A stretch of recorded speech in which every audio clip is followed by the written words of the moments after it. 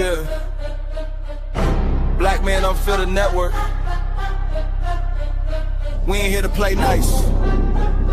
We here to flip everything they told you was normal. Hey! Yeah. Yeah. Hey, we flipping tables. Yeah. We breaking labels. Facts. No more silence, no more favors. Truth hit hard, can't save it. Yeah. We flipping tables. This that real, no cable. Hey, if it's fake, we unplug it. Welcome to the table. Yeah. I came in the room, they was comfortable, quiet. Smiling in your face, but behind it is riot. They told me be calm, but I'm built for the storm. When the truth in the building, you better transform. They don't like a man when he speak with direction.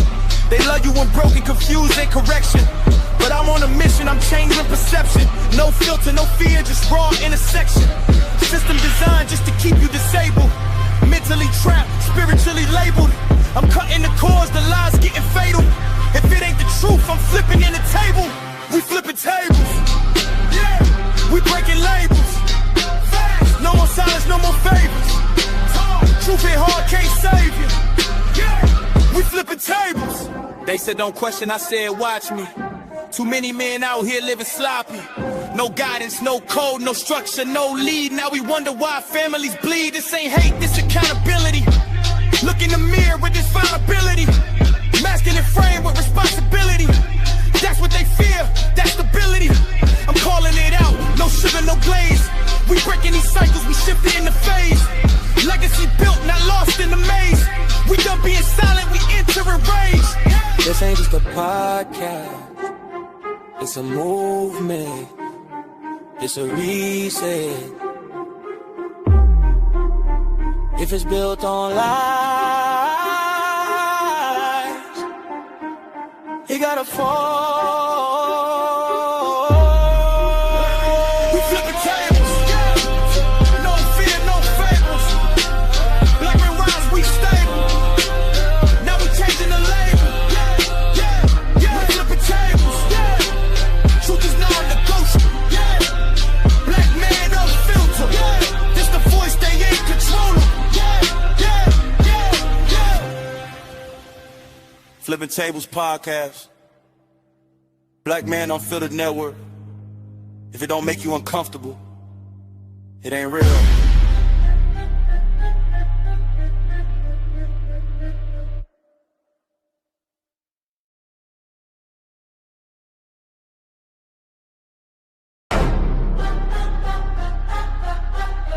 Yeah. Black man Unfiltered network. We ain't here to play nice. We here to flip everything they told you was normal. Hey! Yeah. Yeah. Hey, we flipping tables. All right. We back in the building again tonight, man. I'm so glad to be back up in the building. We're about to have a great conversation. If y'all can hear me, put a 1 in the chat. All right. Yeah, I think I sound pretty good out there. All right, man. We back in the saddle again, man. We got another great show for y'all guys tonight. Who gets a seat at the table? We're gonna jump right in here. Who gets a seat at the table? All right. Leadership, power, and the gay community debate, right? That's what we're going to be talking about tonight on Subject on Time. We got some new people in here that are going to bring some perspective to the show as well. And let's see here. Who's inboxing me right now? Okay. So we're about to get it in. We're about to have a great conversation tonight. But before we do, man, there's some house rules. Guys, if you like what you see, hit the like button, hit the subscribe button, share with 2 people you like, 1 person you don't like. All right. Also, if you want to give to the channel, you want to buy your boy some lemonade, listen, the Cash App is scrolling at the bottom of the screen, and at the bottom of the chat, we do have super chats as well. So if you want to give that way, that'd be great as well. I also would love to have you guys become members of this channel as well. If you want to become a member of this channel, please become a member of this channel. If you'll see it down at the bottom as well. So become a member of the channel. We'd love to have you. Love to have some private streaming with you guys, so on and so forth. So But I'm glad you guys are here. If anybody wants to have anything they want to say in the chat tonight, please start the conversation in the chat. Also, if you do give a super chat, we definitely will shout you out and also read and answer any questions you send to us through by way of the chat. All right. Now, again, tonight, who gets a seat at the table? Last week, if you guys don't remember, this is what happened last week. Men are the cancer of the black community. Argue with your man. Listen to this. This show is called Black Men Unfiltered, and we sit up here arguing over what a man who gave up his masculinity got to say about us who's still on the fight on the front line. Get the fuck out of here, bro. I ain't never lying for that. Illa, I'm asking this question in good faith. Is he still a black man regardless of no. Yes. No. Come on. He's not. No. And that's where you're being disingenuous, bro. The problem. Y'all think Come we're on. the same because of how we look. No, you're the same based on the principles you study. If you Asian and you go against the household of that Asian community, they're not fucking with you no more. They not. You have to live a certain way to be a part of it. We're black Americans with American culture. I don't give a fuck. That guy can't sit at the table. If we're sitting around the table, as men, Tyrus, that motherfucker can't be at the table. There you go. He ain't gonna be at the table. How black men, Outnumbered, bro. I don't understand how a black man cannot be at that table. Go sit with your women and children. That's where you at. But he's not a woman and children. He's a That's black where he man. goes sit. All right, man. That's what we started at last week. Who gets a seat at the table? Now, listen. I personally, before we start this thing, I personally believe that if there's country clubs out here, there are fraternities and sororities, which I don't agree with, that are out here. There are all type of private and different things going on. Everybody can't get a seat at the table. There are certain places I can't walk into and have dinner because I'm not a member. I'm not important. I'm not on the board. I'm not a person that's a member. I have not invested anything into it, and I can't bring any value to it. So I'm not a member. I can't be a part of it. And that's what we're saying in our community. If you are, I'm talking specifically, we're talking about black men tonight. If you are a black man in the community and you're supporting all this homosexual power shift, then that's a problem. If you're supporting me and saying that men who are feminine can sit at the table with us as we talk about raising our sons, and we're talking about raising our daughters, we won't have feminine men sitting at the table with us. Hey, man, I would do this and I would do that. No, as the great JT would say, if you dropped out,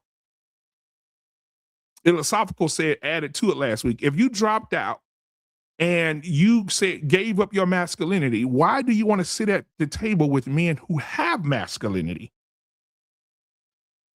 Why would you want to do that? And so if you chose a life, you chose a journey, stay on the journey that you're on. But what we're not going to do, we don't need you over here.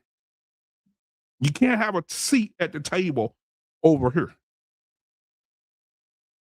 And that's facts. Now, also, guys, if you're just coming in, like I said, hit the like button, hit the subscribe button. If you want to be a part of this fire panel tonight, you are welcome to do so.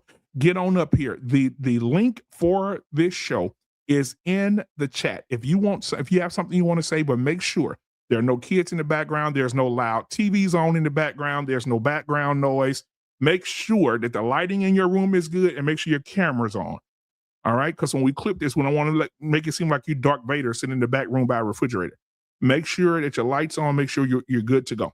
All right, no background noise. All right. So listen, I got a couple of fellas here tonight that I'm going to bring up, and we're going to start having the discussion. And as the other guys come in, as they come in later, we'll continue the conversation. But I want to this clip that I just played. I definitely want to rehash that before we get into the new clip of the day, because Medium Man, my guy, all right, I invited him, but he's super busy, and I've done panels with him before, so man, it would have been great if he could have been here tonight. But however, he has another video he dropped today about this situation, and we're gonna break it down. We're gonna talk about it tonight. All right, shout out to Medium Man. But I want to bring up first my brother from another mother, man. Oh, man, he's in the coldest part of the country when it's wintertime. Give it up for my brother, a Cleveland Browns fan, Ohio State fan, a Shadur Sanders fan, all things brown and dog over there. Give it up for my brother from another mother, man. The Baldy himself is in the building tonight. Give it up for Tyrese. Got to add pissed off Cavs fan right now. We losing. Oh, yeah, I'm sorry. Yeah, pissed off Cavs fan. I mean, y'all made it. Y'all made it. Man. Yeah. How you doing, bro? I'm doing good, man. Good to see you, man. Also tonight we have in the building another young man I met. We had a difference of opinion on the Democratic plantation. And so that's a conversation for another day. But however, I invited him over to have a conversation tonight about this subject. He agreed, and I'm glad he's here. Ladies and gentlemen, put your hands together for the one and the only over on TikTok. John Lewis is in the building tonight. What's going on, John? Hey, how you doing, my man? Pleasure to be here. Thanks for inviting me. Absolutely, man. So you guys got to see the clip from last week. About we were talking about a man who's going to sit at this table. John Lewis, you're the guest here tonight. What are your thoughts on who sits at the table? What are your thoughts? What do you think? Well, it's so funny that you brought that video up of that gentleman or whatever, because I saw that video a few days ago and I was discussing that with my lady and stuff, and how he tried to say us straight black men are a danger to society. I thought was ridiculous and ludicrous of that. And I don't think that when you give up this your manhood, your what you call being a man, what we set it as a man, then you don't have no right to sit at this table because you don't have no insight of how to raise a man or how to raise our children. You can't tell me how to raise my son because you're not even living as a man. That's where I felt about it. So I don't think they have a right to sit at the table or even judge me or even put it that in that form. Now, on the flip side of that, I think that Tyrese would disagree. Tyrese, what are your thoughts? What are your thoughts about the video that you were a part of last week and defending that? What are your thoughts looking back on it now? Yeah, looking back on it now, I definitely double down. I will state it again. I disagree with that. I believe his name is Funky Deneva. Yeah, that's how you say his name properly. I disagree with him trying to separate himself by calling out black men and then trying to backpedal and go to straight black men. No, if you're gonna call out black men, you're a black man yourself. Like I said, come on down. But I'm not gonna separate this idea that you get to somehow not be at the table based on your sexuality. Again, I'm doubling down on it. It's ridiculous. So you believe that if a man is homosexual, he can sit at the table with me and John and yourself and our pain and have a conversation about leading the black community? Yes. And how do you figure that? How do you see that? Because how could he even get in depth about being a man and things that we go through when he don't want to experience the same thing that we want, or he want to experience what a female or what the opposite sex want to experience. He want to be like the opposite sex. Respectfully, John, is our experience as black men strictly relationships with black women, or is it relationships with everyone else, including law enforcement, the justice system, how we interact with our infrastructure, how we interact with people abroad? Like the last time I checked, he's talking about this stuff at a macro level. You guys are hyper fixated on something he's not even mentioning like that. Wow. Yeah, but he said, hold on now. He said that we are a cancer. Right, and we're gonna watch a video. Comedian Man really tore I ain't gonna say tore his ass up because that's a pause, but Comedian Man cooked him real good today. R Payne sent it to me, and I told R Payne because R Payne, I know he had already watched it, but R Payne, I saw this earlier. He was cooking. He cooked him because he's gonna break down what cancer is. What is a cancer to the community? And so my thing is, I believe if a man takes on another role, if a man says, you know what, like JT said, shout out to JT. If a man drops out of his masculinity and said, I want to be in femininity, I want to carry purses, paint my nails, I want to talk like a woman, I want to switch my hips around like a woman, you have no business sitting at the table with heterosexual men when you want the spirit of a woman. Well, that's such a illogical leap. Well, hold on. Let me chime in because you guys are talking a little bit. Yeah, go ahead, Arvin. You know, at one point I agree with that. You know, he can't be at the table. He must be at the table so we could kick his fucking ass with logic. He's got to be at the table. He's got to be. He has, this is not a micro level, a macro level. on. This motherfucker made a statement with nothing to back it up, and he needs to be stripped bare. And so he's got to be at the table. This kind of sacrilege has to be met with head on, and you can't really get to a conclusion if that guy's not at the table being stripped bare. And see, also, so I know a lot of people masculine man wanting to strip bare a gay man, bro. Yeah, we're off to a great start. But if you look at but the point really is, the question was, should he be at the table? At first, I said, nah, he can't be there. But it's too narrow, it's too shallow to say he can't be there because he's a butt muncher. Okay. The fact is, he's got to be at the table so his sacrilege can be confronted directly. And he has to be able to answer to what he said, because any black man, like the panda bear that came on and said front and center, that guy is even worse than the gay dude. All right.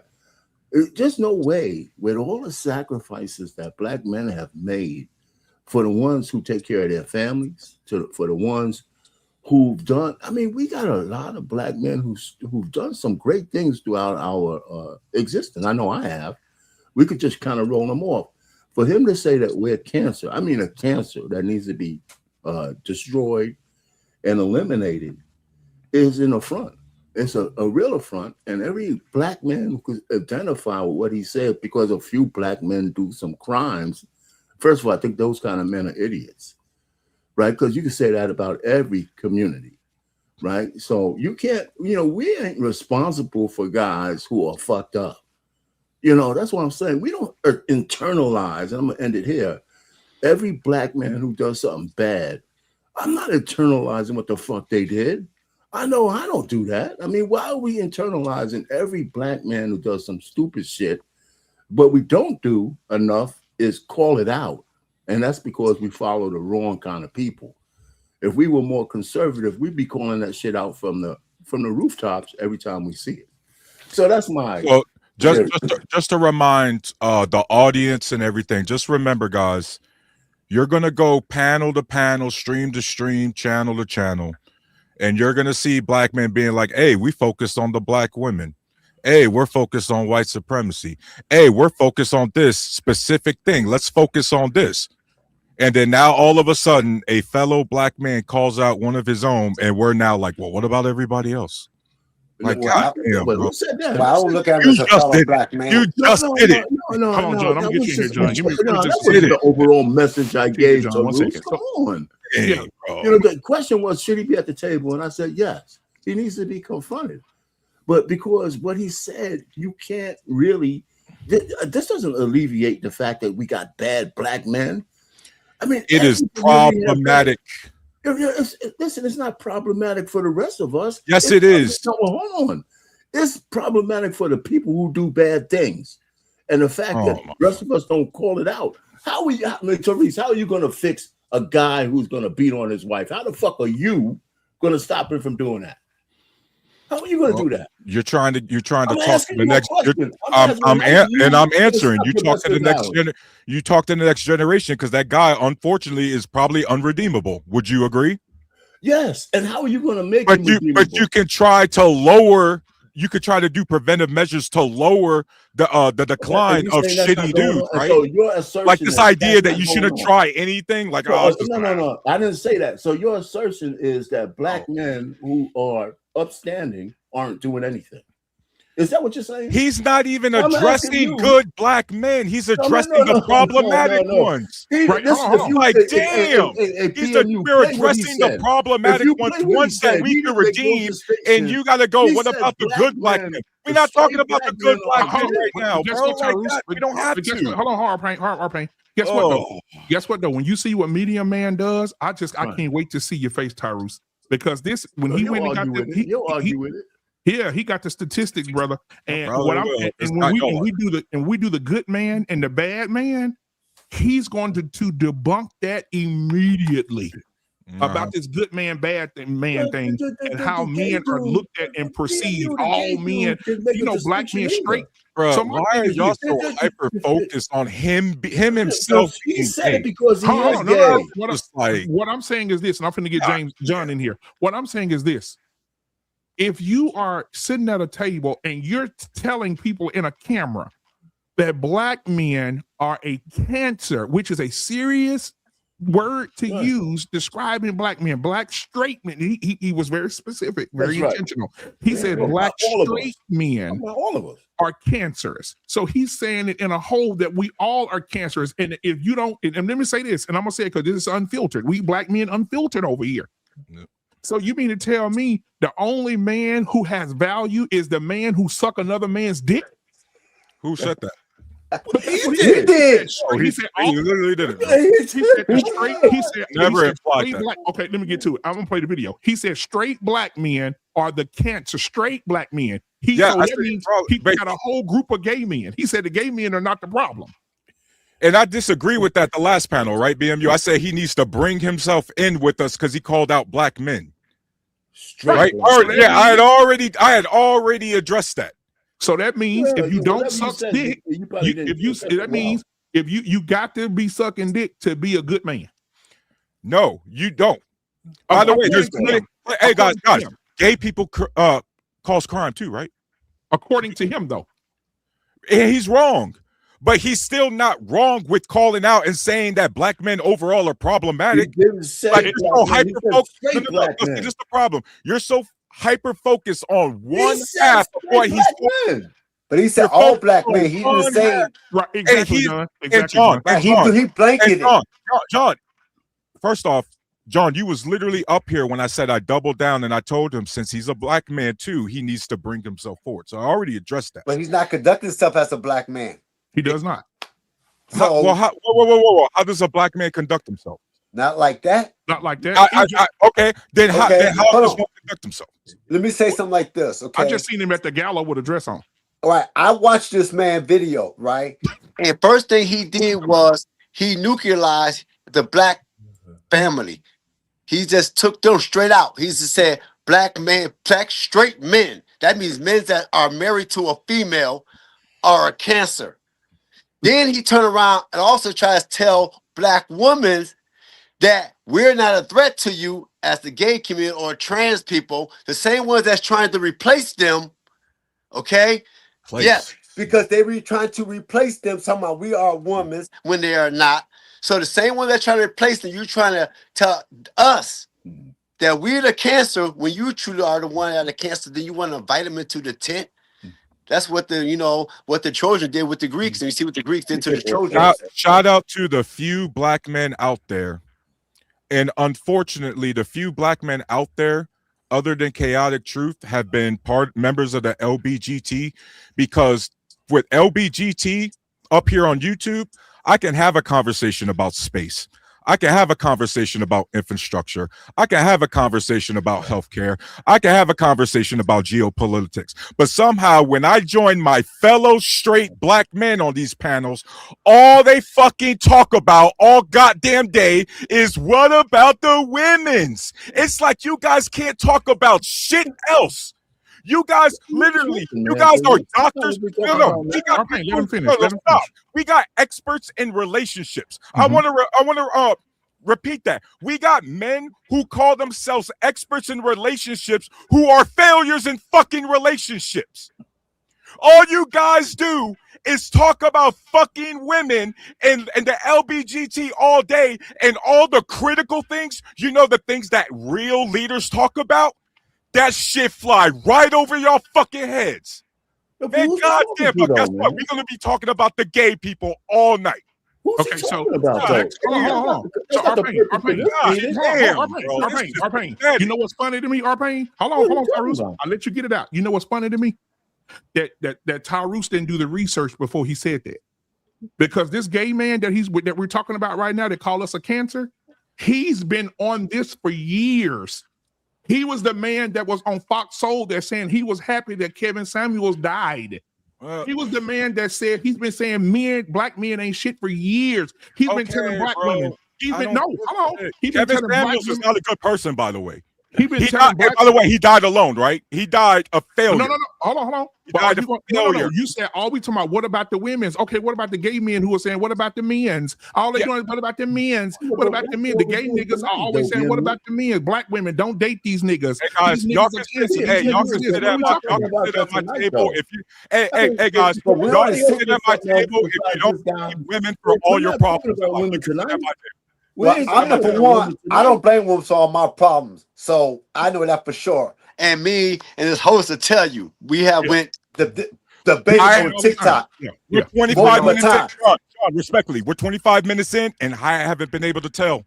So it would be nice for me. It would be nice to not hear you saying. You're 25 minutes of me talking about a gay man that attacked black men, and you saying I don't have love for black females. John, and then I'm on here bashing. Hold on, that you can't clarify me just like he did. You blinking me same way he did, as I'm bashing the LGBT community, which I don't. I'm bashing this guy because he attacked me as a black man. And hold on, and two, you will never ever heard me diss of black women. I'm one of the biggest supporters of black women because me and this host have got into it about that multiple times. So before you speak about me, you should check my research of me and get me straight. By the way, I'm going to check you right now, respectfully, John, because we could run this tape right now, and we can already hear you say, because he's gay men shouldn't sit at our table. So you've already not just attacked him, but everyone overall. You just contradicted yourself. No, I did not contradict myself. And so I'm simply saying, John, it would be nice, because it seems like you're so hyper-focused on who he is. I'm just asking you, John, does the statistics of our fellow men say we are not, we're problematic? No, it doesn't. It's not the majority of men. It's not the majority of men. It's not the majority of men. By the way, I have said we not against. I don't believe him or any gay man should be at our table, because what they going to speak to us about? What can they tell me about being a man?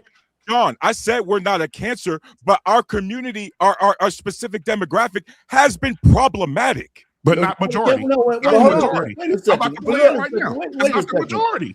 He came after black men. Minority. We gotta go with what the guy said. We gotta go with what the guy said. What? The guy, wait, Terrell, let somebody else say some fucking shit for a second, right? Why? If I'm the one, the guy said out of his mouth that straight black men are a cancer. He didn't put no caveats in it. He didn't say. He said straight black men are a cancer, and he's talking about all of us. Yes, and all of us have a right to refute that bullshit. And when I talk about women, we're not talking about anything. And I said he could be at the table, so he could be stripped bare of that bullshit that he. I don't know if that's lost or not. Hold on. You know, so we can't start making these distinctions that you're making. He said straight black men. If you count yourself as a straight black man, if you count yourself as a straight black man, he's talking about you. And he didn't. And you know what? And you know what? That's not the same as saying that we don't have black. I agree with them. You know what? That's not the same as saying that we don't have a straight problem. black male. I agree with them, Kane. I agree with them. We're cancers, Kane. Kane, we're cancers, and you're proving them right. Hey, Kane, we're cancers, and you're proving him right.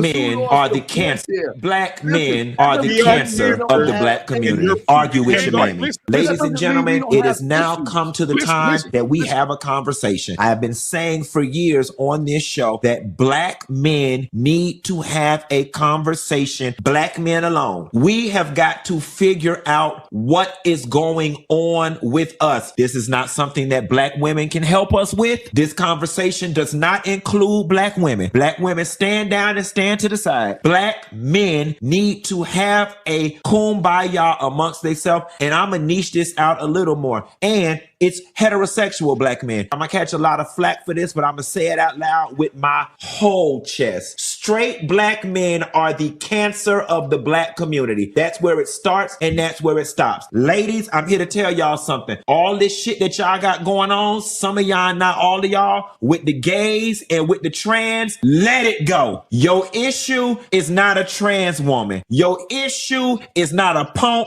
or not a sissy. Your issue is all of our issue. Straight black men. Straight black men are the enemy to the gays. Straight black men are the enemy to the trans. Straight black men are who are causing harm to the girls and the women. That's where it's at. Now, y'all can shoot the messenger. Y'all can call me all type of faggots on the Shade Room and all the other blog sites that's going to pick this up and I'll eat it. But you'll never see a situation where girls and women walking around saying they scared of the gay boys. They scared of their life for the gay boys. They don't want to be around the gay boys. It ain't us going around with these fragile ass egos, can't take rejection. We've got to ask ourselves, and I don't even know if the black straight male collective can even answer this question because their egos tend to be so fragile. How is it we are raising boys with these fragile ass egos that feel it is okay to slam girls on their head for saying no? Why is it that we have to make the females of the community make all the adjustments? It's not fair. Straight black men are the cancer of the black community. Agreed. You know what? I agree with everything you had to say. And listen, agree with everything you the said. truth of the matter is, he was very specific. Mhm. And listen, he made a point in niggas. We let it go a little bit longer than I would have liked. I want everybody to hear that shit. We do talk about those things, right? The point is, they ain't listening. And for the few men who violate women, listen, the biggest enemy to a black woman is a black man on the down low. He's the one giving them AIDS. Those guys are gay. Those guys are gay. What about? You know what I'm saying? Wait a minute. Don't what about? No, it's not what about. It's facts. It's statistically facts. Let's just stay the right majority there. of them hood niggas who got HIV are giving them to the women. Let's just stay right there. Those guys are gay. And then you look at the fact that you know how many videos and things I have seen where gay, trans men's, whatever you want to call them, have attacked biological females and whooped on them. Beat the shit out of them. Beat the crap out of them. Yeah. And this man to sit there and say black men are the cancers when you look at the statistics, the white society are the ones that's trying to eliminate their rights. Would have an office, you want to look at it because most of the white people are running the offices in Congress. So when you look at on the scale, they're the cancers. They trying to eliminate their rights. You got the trans trying to eliminate black women's to tell them about they women, they sis, they deserve the same rights as black women's do, and put themselves in the same and to get the same rights as black women's. But to say that, come there and try to say that, we're the cancers and we're the nucleus of the family and separate us, then try to turn our black females against us. That just show you how the gin and the ludicrous and the cancer that he is, that he even trying to separate our black females from us and turn up against us when they're the ones that's trying to eliminate the nucleus of the black woman. Now, John, I have a question for everybody on the panel. Y'all ready? I have a question. If we all went out collectively, me, John, Tyrus, Arpain, we out at the mall, right? This sissy at the mall. A man pulls out a weapon and starts firing off the weapon, and they got to go be safe with some man. Are they going to go be safe and run to him for protection, or are they going to run to me? Have you ever been actually shot at in real life? People just scatter. Like, what is up with this fantasy y'all be fucking coming up with, bro? What the fuck? Hold on, Tyrus, let me give you an example. Let me give you an example. I was on the train one day going downtown Dallas. I was on the train. And I was on the train, and there was an officer, a security guard with a gun on his hip. A homeless man grabbed the gun off the hip. He wrestled the man with the gun doing this. Guess who the old ladies and the women was behind? Big dog right here. Right here. They came to me. I feel safe. Thank you so much for standing there and protecting us. They're not running to no sissy to do that. They're not. Ain't no sister. The sister gonna be crying with him. Oh my God. Oh my God. The sister gonna be crying with him. Yeah, they ran to guys like us to serve as human meat shields.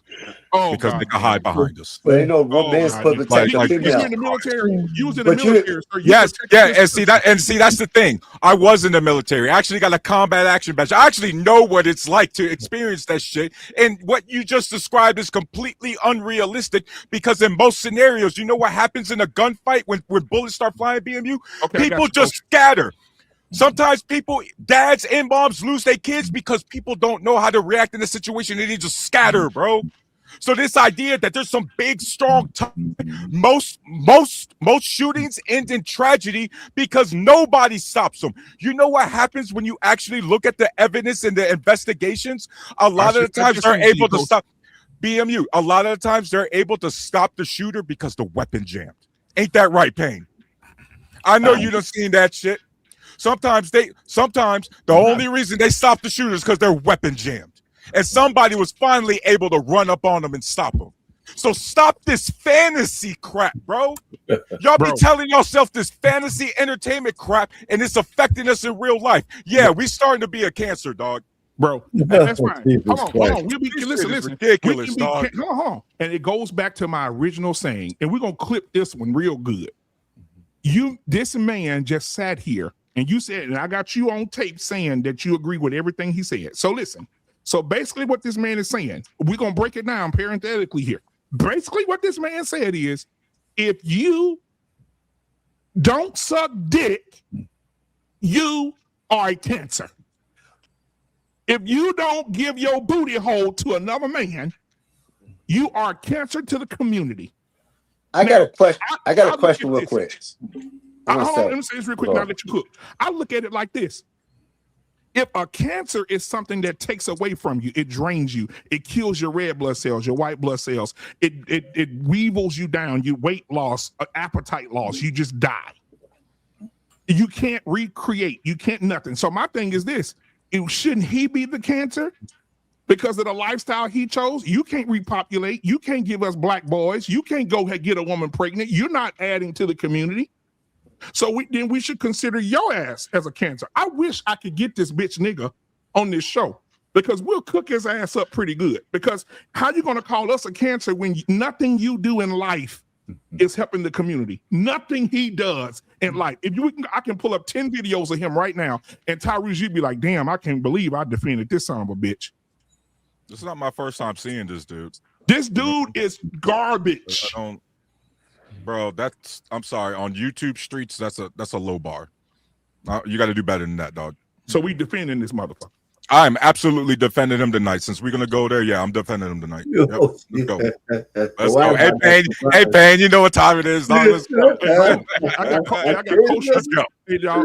I got a real therapist in the building tonight who is licensed to talk and to be in the minds of people. Ladies and gentlemen, my brother from another mother, I ain't seen him in so long, man. What's going on, man? What's going on? How you doing, sir? Man, hey, man, so good to see you, brother.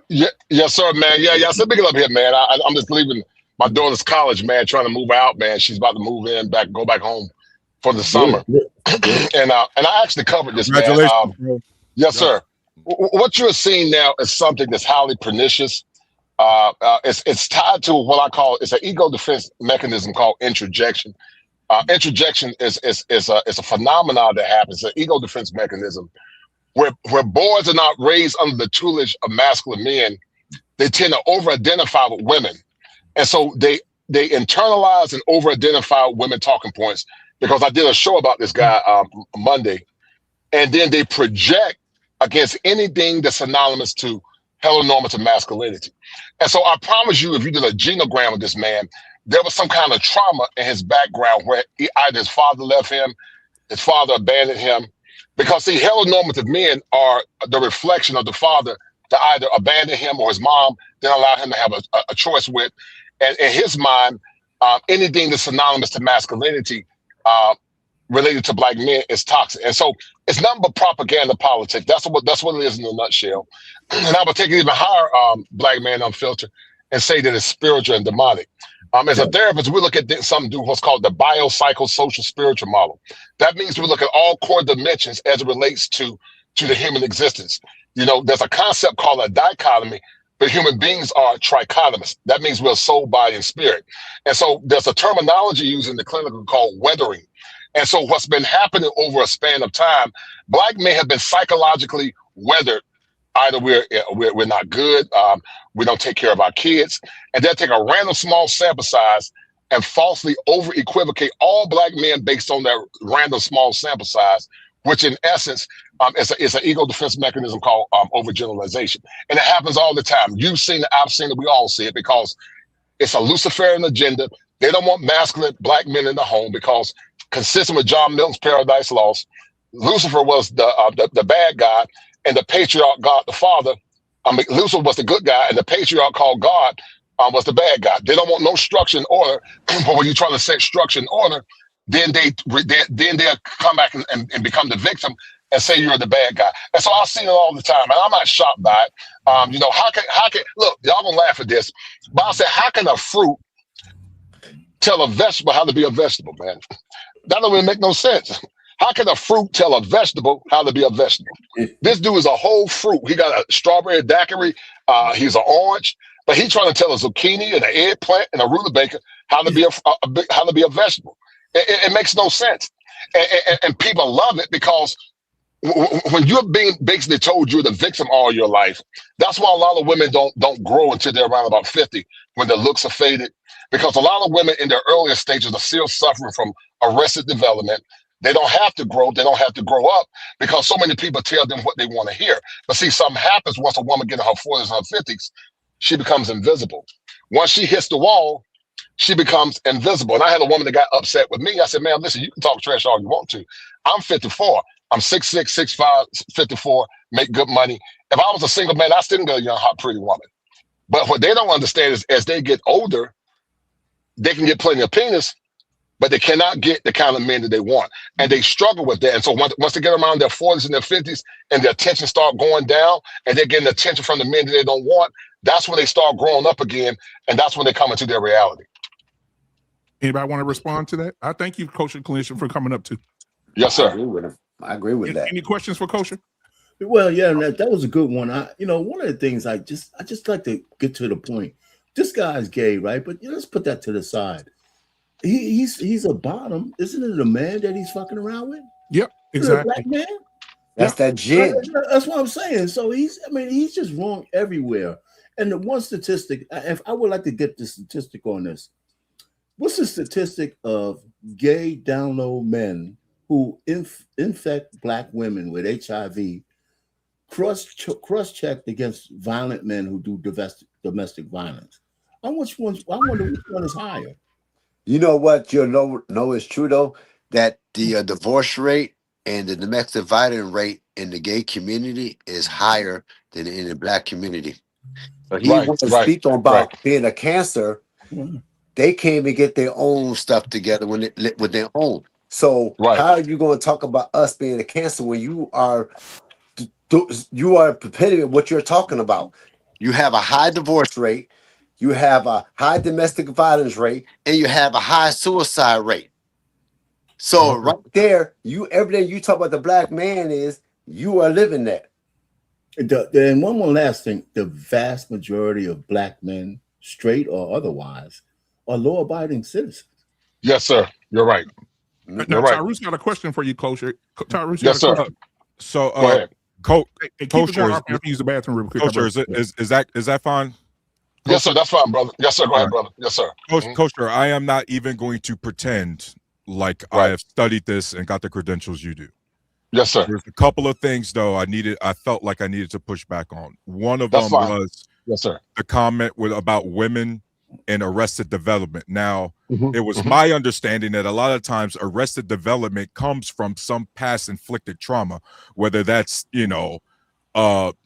earlier stages of life, like emotional, social addiction. Sometimes it's sexual trauma. So arrested development isn't just daddy's princess. I think you should be fair with that, right?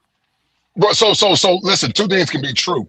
There is arrested development that's predicated in pathology, but there's arrested development that's also predicated in privilege. I'll give you an example. Let's say if your parents are rich. What's your name, sir? Tyrese. Let's say your parents are rich, and your parents are giving you everything that you want. You can't hear me? Yeah, I get you. Can you hear me? We got you. Right. And let's say your parents gave you everything that you want. As a man, and so hey, Kosher, because I really want to hear you. Somebody's got something. My man, John, you got to go on mute because you're talking. We hear you. Oh, okay. Yeah. Go ahead, Kosher. You got it. Yes, sir. So as I said, two things can be true. You're correct.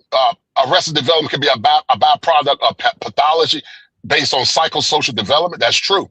But arrested development from a more urban perspective, which parallels with that, can also be tied into what's called when your parents give you things outside of making you earn it, that can also give you arrested development. And that arrested development leads to a condition called entitlement. And not only entitlement, it makes you think you're better. Therefore, it does not push you to greatness. Think about it from this perspective. It's called affluenza, Kosher. Remember, that's the term they use. It's called affluenza, when sometimes the kids, because of the parenting, don't know the difference between right or wrong. Just to give you a quick example, that kid in Texas that drove drunk underage, and then he only got like 10 years probation because they said he was too rich. Yeah. Right. And I'll take it to another level, brother. Think about the man that played in Archie Bunker. I can't think of his name. The drug addict. His dad was a star. He was Meathead on Archie Bunker. I can't think of the actor's name. And the son turned around and killed the mother and the father. But that's a form of arrested development because he was never given consequences. And so when you got women that are never given consequences, it can become arrested development. Not only, and see, think about it. You can traumatize your kids also by not holding them accountable. It's not always something pathological. A child has always been told they're special, they deserve the best, they've never worked hard for anything, and when they finally face reality, it's trauma on the back end instead of trauma on the front end. If that makes sense. And the last pushback I got for you is your analogy with the fruit vegetable one. Now, respectfully, they have last time I checked, other than sexual orientation, they're the same human male as us. And science says, again, that at least gay people specifically are born that way. So when even in your analogy, wouldn't it be more apt to be like a mutated apple versus a normal apple, if you will? Well, listen. There's a concept called junk science. But let me share something with you. I don't think they're mutated apples just because they're men. Are there some people that are born with proclivities towards homosexuality? Yes. Do I believe that basically what I've read said there is no science to say that human beings are born that way.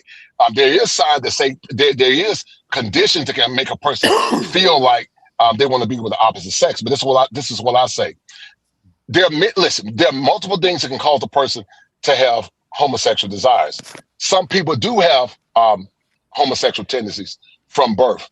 But having those tendencies does not justify the behavior. I'll give you an example. There are people that have tendencies. Who's saying they can't hear me? Somebody saying they can't hear me. No, can y'all hear me? We got you. Yeah, we got you. All right. So.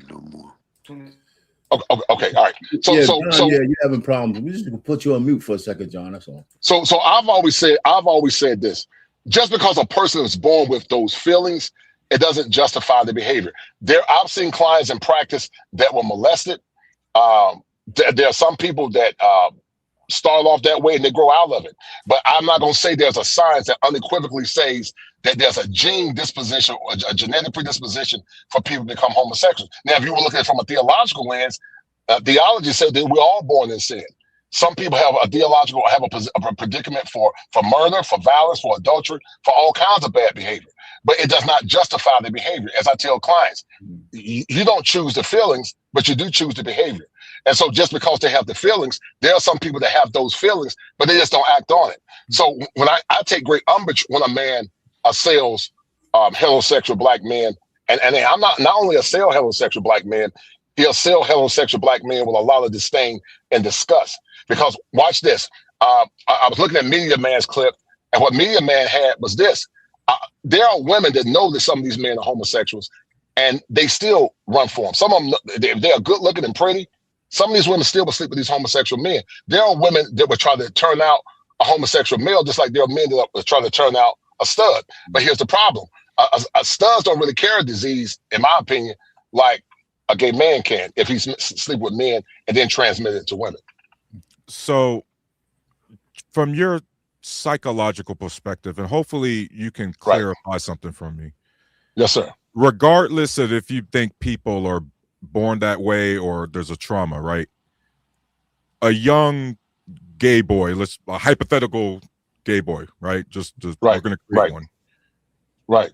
Is it fair to say that from your perspective, he could still experience institutional racism, institutional classism due to racism, right? Unfair redlining laws due to most black men losing the birth lottery, basically wrong country, wrong time. You get what I mean? Right. Aren't these still experiences that we as black men all relate to, or mostly can relate to and talk about, regardless of sexual orientation? That's an excellent question. So let me challenge you in a good way. Let me know when you're ready. I'm ready, sir. So watch this. A heterosexual black man's pathology and burdens and troubles and trauma is totally different, in my opinion, respectfully, than a gay black man. And I'm going to tell you why. Gay black men, a lot of the time, are like bald eagles. They're protected. A heterosexual black man or white man is not as protected. They have more rights and more protections, in my strong opinion, from what I've seen, than a heterosexual man. If a heterosexual black man, look at all the black men that get false allegations, paternity fraud, discriminated against because of their height, looks, or whatever, discriminated by urban names. Now, I'm not saying that gay men can get discriminated, but I will argue that they've been given such a platform in modern society that many times the world does not see them as a threat as they maybe see me, you, and other men. I'm 6'5", 6'6". Black man Unfiltered is probably about 6'1", 6'2", probably about 300 pounds. We're more of a threat. Women are hiding the purses. Yeah. We're more of a threat than a gay black man. I'm not saying he doesn't get discrimination, but I promise you he's given privileged status over heterosexual men because his struggles are not our struggles. They when they go into corporate America, a lot of times they get a pass. You and I being black men, we gotta dim ourselves to make other people feel comfortable. You know how many times I've been discriminated against and lost jobs, not because I did nothing wrong, because people told me I was articulate. They said that I spoke well. When I was at graduate school at UNC, I went through a lot of different stuff. I've lost jobs. I've been falsely accused. I've been lied on because people have told me that I'm intimidating. I've had white men tell me you're very eloquent in your speech. They say you're very erudite. And so, when I was in graduate school, somebody told me, they say you speak very well. Well, that's a microaggression in my opinion, because basically what you're assuming that as a strong black heterosexual man, that I shouldn't be able to speak well. But as I said earlier, what you're seeing now is something spiritual. It's demonic. If I can destroy the patriarch, I can destroy the world. And what they're trying to do, all this stuff is pernicious, it's planned, and it's a concept called planned obsolescence. And it basically means that I want to make strong black men and the black family and the strong black man, the black family, or just families in general, obsolete. There's a concept in theology that says that when the men fail to lead, the children the children rebel and the women take over. And right now, America's under judgment because some masculine men won't speak out. Most people find it more expedient to be a simp than to be a masculine man. And so I take great risk when I go out and speak out against this because I am licensed. And what I'm saying is not necessarily PC, but I'm a man first. And that's what a lot of folks don't understand a lot of times when they see educated black men. They think you're an educated lame. Now I said, no, I'm a man first. And if you get in my face, you might get hit in your mouth because I worked in law enforcement before I became a therapist. I worked in law enforcement. I taught school. And then I got my master's years later. But they assume because, he's a therapist, he's a lame, and I'm a disrespect. No, you're not going to disrespect me. You ain't got to agree with me, but you ain't going to get in my face and disrespect me because you might get hit in your mouth. So, Kosher, that's where I stand on that. Yes, sir. Go ahead. Here's where I'm struggling with because it's, again, I'm actually kind of familiar. I know you're legit, right? Yes, sir. The same microaggressions you've experienced, I've experienced. Yep. I know you've heard oh man, Kosher, you're not like the others. Yep. What the hell you mean by that? Yep. Right? isn't that a sign though that gay men can experience those same microaggressions simply for being gay, and then on top of that, they still got to deal with the microaggressions of being a black male. On top of that, there's a duality there. Yeah. So let me reiterate. I'm not saying that gay men don't go do some things. What I'm saying is that their plight is not as arduous as ours. I didn't say they didn't go do things, but I tell you what, watch this. Let's say you being a heterosexual, strong, masculine black man, go into corporate America or go into an environment that's mostly ran by women, and you're a masculine man, you're assertive, you speak truth to power, versus a gay black man of the same ilk. Who do you think they're going to get the job to? Who do you think they'll get the job to? I've seen that happen multiple times. The straight black man. They're going to get the job to the gay guy, and they're going to get the straight black man held. Once again, there is a planned attack to destroy the image of men. You got men that haven't been born yet. Some of y'all got sons that 12, 13, 14, 18, 20 years old. They ain't bothered nobody. And they put those same children and those same young adults in the same cluster of the small percentage of black men that's causing chaos in the black community, man. You know what, culture clinician, I have daughters, right? And the oldest daughter I talked to was talking about this trope about how men are real dangerous and black men are real dangerous. Yes, sir. Right. Well, it's true that there's black men out there that's dangerous. It's a dangerous world. You can't make it go to zero. Yes, sir. Right. I said, one of your best first examples is me. Right. That's right. Yes, sir. To your mother. Yes, sir. Right. Right. Do anything that will put her in danger other than take care of her for her whole life. Yes, sir. Right. So you have firsthand experience that whatever they say out there is just not true. Yes, sir. You're 100% correct. Not unique. You know what I'm saying? There's plenty of men. Yes, sir. Yes, sir. Families. And so yes, sir. Yes, sir. So I just want to get that out there. Well, listen. Let me add to what you're saying, because what you're saying is very paramount. There's a concept that I created called schema afflictions. A schema is a byproduct of an intervention called cognitive behavioral therapy. So a schema is based on a core belief, and sometimes those schemas are not necessarily based in reality. But then there's another concept it's called schema affliction. And then there's another concept called paranoid persecution. For every black man that they think is dangerous and they'll trust a bear, there have been many times those same black men put their lives on the line. The man that ran into the house to protect his children when they were about to get born, when they were about to get burnt, black men that die in war. We've had scenarios over and over and over and over again where many men have always put their lives on the line to secure, protect, and sometimes even sacrifice their lives for children. The black man that got drowned in Houston, Texas, that man died for the sake of preserving women and children. During the Titanic, men historically have always protected women and children. Now watch this. Is there a small percentage of men that can be dangerous? Yes. But based on what they're trying to project and assume, as they were trying to associate black men with femicide, it's not based in data and statistics. Now watch this. It gets deeper. The greatest danger of a black baby is in the womb of a black woman. So you need to get scared of the women that's carrying children. Because I promise you, if you look at the numbers between a black man that's complicit in femicide versus a woman that's complicit in the fanticide, I promise you the numbers are nowhere near the same. No doubt. But what it is, women have a natural fear of men. It ain't no we can do. That's why they want softer men. That's why homosexual men tend to get into the enclave better, because they are less of a threat. But somebody like Black Man Unfiltered or myself, and we talk loud, they get scared and they get intimidated. I've had men tell me, they said, lower your voice, make your voice softer. Yeah, me too. Am I talking right? A Black Man Unfiltered? Yes, sir. Yes, sir. I'm not gonna make my voice soft. I'm a man, and so that's why I say, young brother, that the gay black man has more opportunities than the heterosexual black man, because the gay black man is a protected entity. He's like a bald eagle. I jokingly said that the gay black man has more rights than the bald eagle, because at any time he could cancel you, but we can't cancel a gay black man. At any time, a gay black man can cancel you. But how many times can you and I and the brothers on this panel cancel a gay man? Think about that.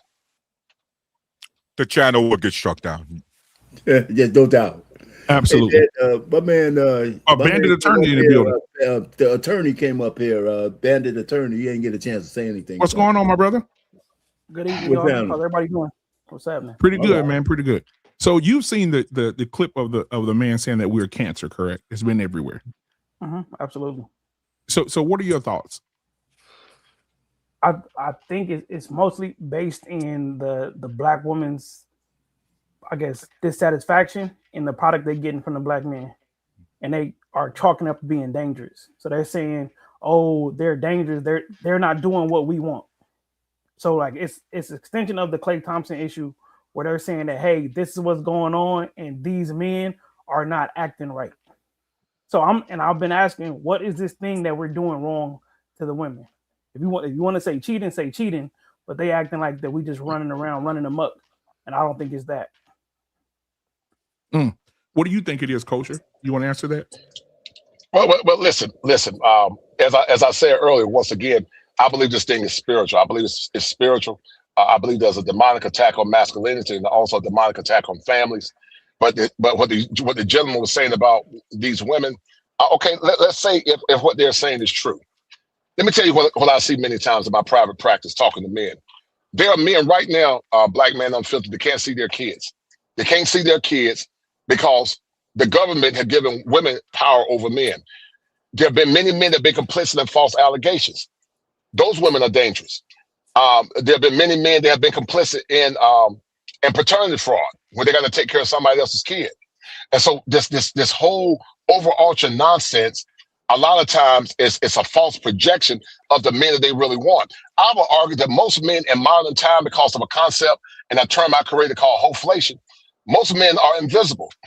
Most men are invisible to the average woman.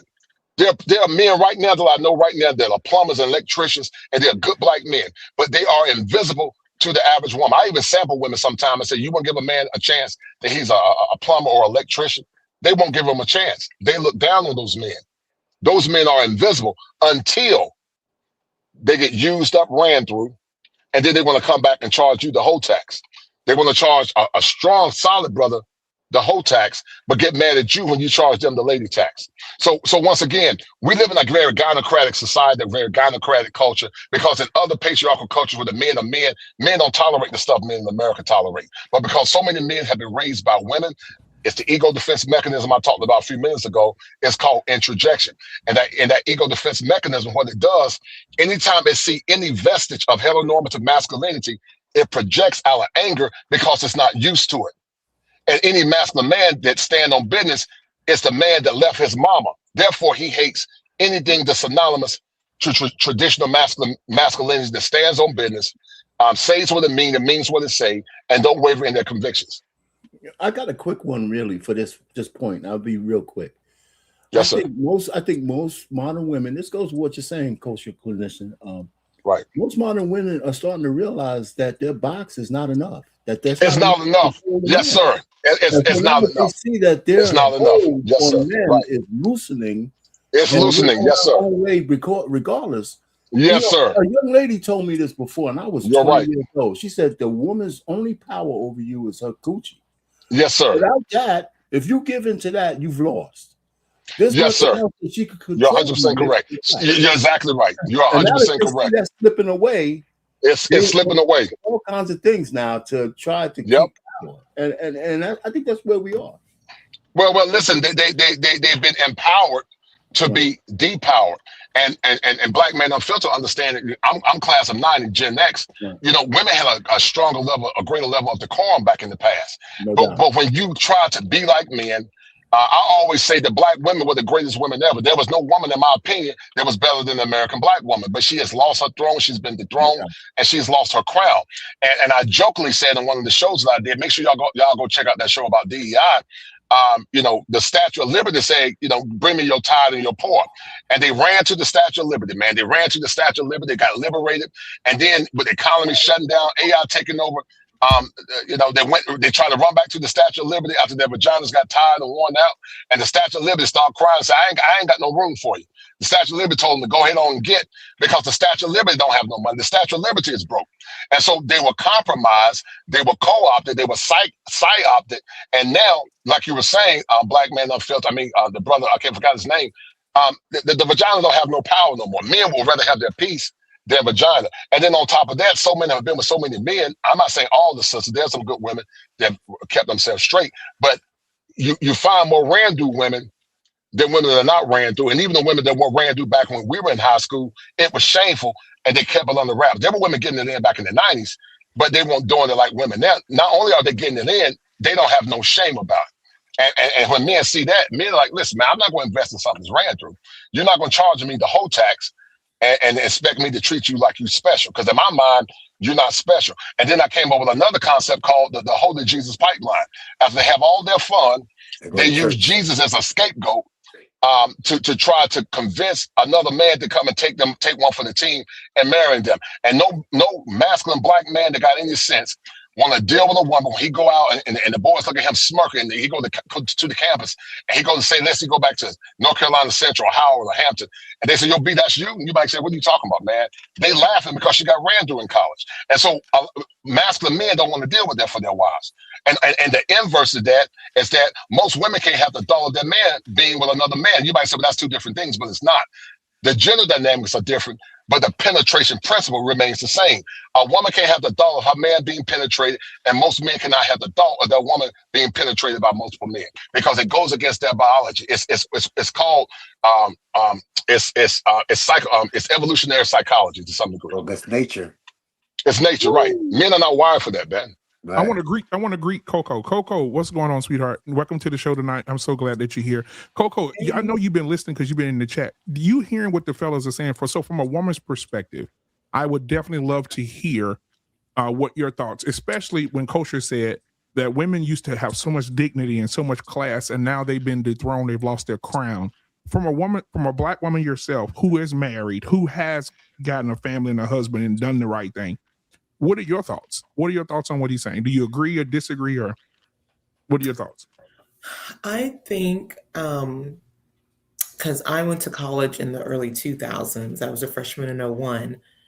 And I can say definitively, or I believe, that social media has done mind games on women. I totally agree. Totally agree. Even in the 2000s, 20 teens, there was a sense of, okay, I'm going to go through my harlot phase, but I don't want that many people to know. I want them to be limited to the schools or the college or universities within the area. I'm not trying to have it on display because I eventually want to be in a relationship, or I want to be married, or what have you. And most women knew where their rank is. There was not an idea. Of course, there were some women who had their eyes on the basketball players, on the football players, but it wasn't where I believe I need to be with a high earner unless I'm in that same field, unless I'm an engineer or a pharmacist or a med school track or whatever. I believe what has had women grossly delusional is now that you can see people online and form parasocial relationships. You think that's your reality or your fantasy. Right. And that's just clearly not the case. These same women who say, again, we see them a lot on Kendrick G. We see them a lot. Well, I would say the college educated Black woman, you're not going to see them as much. But even when they were talking to Kevin Samuels, there was just a delusion-esque mind to that is getting poisoned by social media to say, I deserve someone who makes six figures, who is this tall, who's in this profession. Because it's not even just about money, it's also about class, because there's a lot of contractors, plumbers, electricians, own their small business that are making good money, really making better money than some of the entertainers that you see that are just broke and fronting or scamming. But most women, again, because it doesn't fit the aesthetic that the dominant culture is portraying as something to aspire to, they're just going to ignore these men and not really have it hit them until, like the brother was saying, late 40s, early 50s, where they will share a man. Because they have no choice but to share. They have no choice. Yes, ma'am. Right. You're 100% correct. And some, Coco, that a lot of women don't understand as well. Listen, we understand that people have a past, but a masculine man that's about to put a ring on your finger. I was listening to the lady. I can't think her name. I think Fontaine, I believe. She's actually. I did a short Sarah, and that show is going viral, and I added some music to it. Most men by nature want to see their woman with as low as body count as possible, and all this BS about women talking about going through a whole phase. Like Sarah said, if you had a lot of fun, you might not lie, because a lot of men, if they're serious about making you their wife, some men will ask, but men have been conditioned not to ask. But my logic is this: it makes no sense. If you're going to be my woman, I'm going to ask, and I'm going to take it to another step higher. I'm going to make you get a lie detector test, because if I'm going to invest in you and make you my woman, you're going to have to get a lie detector test. And I'll pay for one of them, and you're going to pay for it. And that's going to let me know how serious you are about this marriage, because I got too much to lose. Y'all laughing, I'm dead serious, man. Because one of the greatest disrespects for a man is when he go back on campus, because I went to North Carolina Central undergrad, and I went to Carolina grad school, and I got my degree in law enforcement from community college at Pitt. I went to school to be a cop. I have 3 degrees. But ain't no masculine man want to go back on campus and the brothers laughing at him, because they had their fun. And see what sexual revolution did, the sexual revolution lied to women, and they never asked men what they wanted. The world always assumes what men want. But I was telling people, I'm thinking about writing a book called Black Love Without Consent. We never asked black men what they want. So guess what my dad got when my mom died last year. My dad is 82 years old, going on 83. Most men of that generation got a woman that was a virgin, wife ready, no kids. That man didn't mind paying the gentleman tax. But you got chicks now that got multiple kids by multiple men, and they want to charge a man a whole tax. But then when the man turned around and flipped and said, "No, I'm gonna charge you the lady tax," they call it misogyny. But see, what's happening, like the brothers were saying earlier, men are becoming immune to that. Men are beginning to wake up because of social. Say it again. Men are smart to see those women a mile away. Women. We begin to see. I gotta interject. I'm sorry. I gotta interject. Right. Once again, we have proven Funky Geneva correct. We can't stay on topic. And then now this topic has turned into women got to understand. Literally called it out the gate, man. Well, we got to like here we are talking about the issues that's specific about us. And we literally went to, well, the fucking women. Like this is insane, man. It's like, no, bro, because we always, as black men, want to talk specifically about issues when we're talking to another demographic. But when the moment the spotlight is on us, and it's someone like us, another black man calling out is, well, what about this? What about that? What about that? Come on, man. Okay, so Tyrus, let me ask you a question. Did you grow up with your grandparents? Yes. Okay, I grew up with my grandparents as well. I had a really, really dark-skinned grandfather. Probably was the same color as Kosher. My grandmother was a little brown skin, just like me. She's short. She's still alive. He passed away, right? I got an opportunity to have these conversations with them. And when I tell you, Tyrus, what you were saying earlier, the men then had so much authority that no woman or man would have the audacity to question that man on anything that he wanted to talk about. Bro, they also had authority. No, because they also had authority of the women, because that was the only adults they could have authority. It was Jim fucking Crow. That's the only authority they had.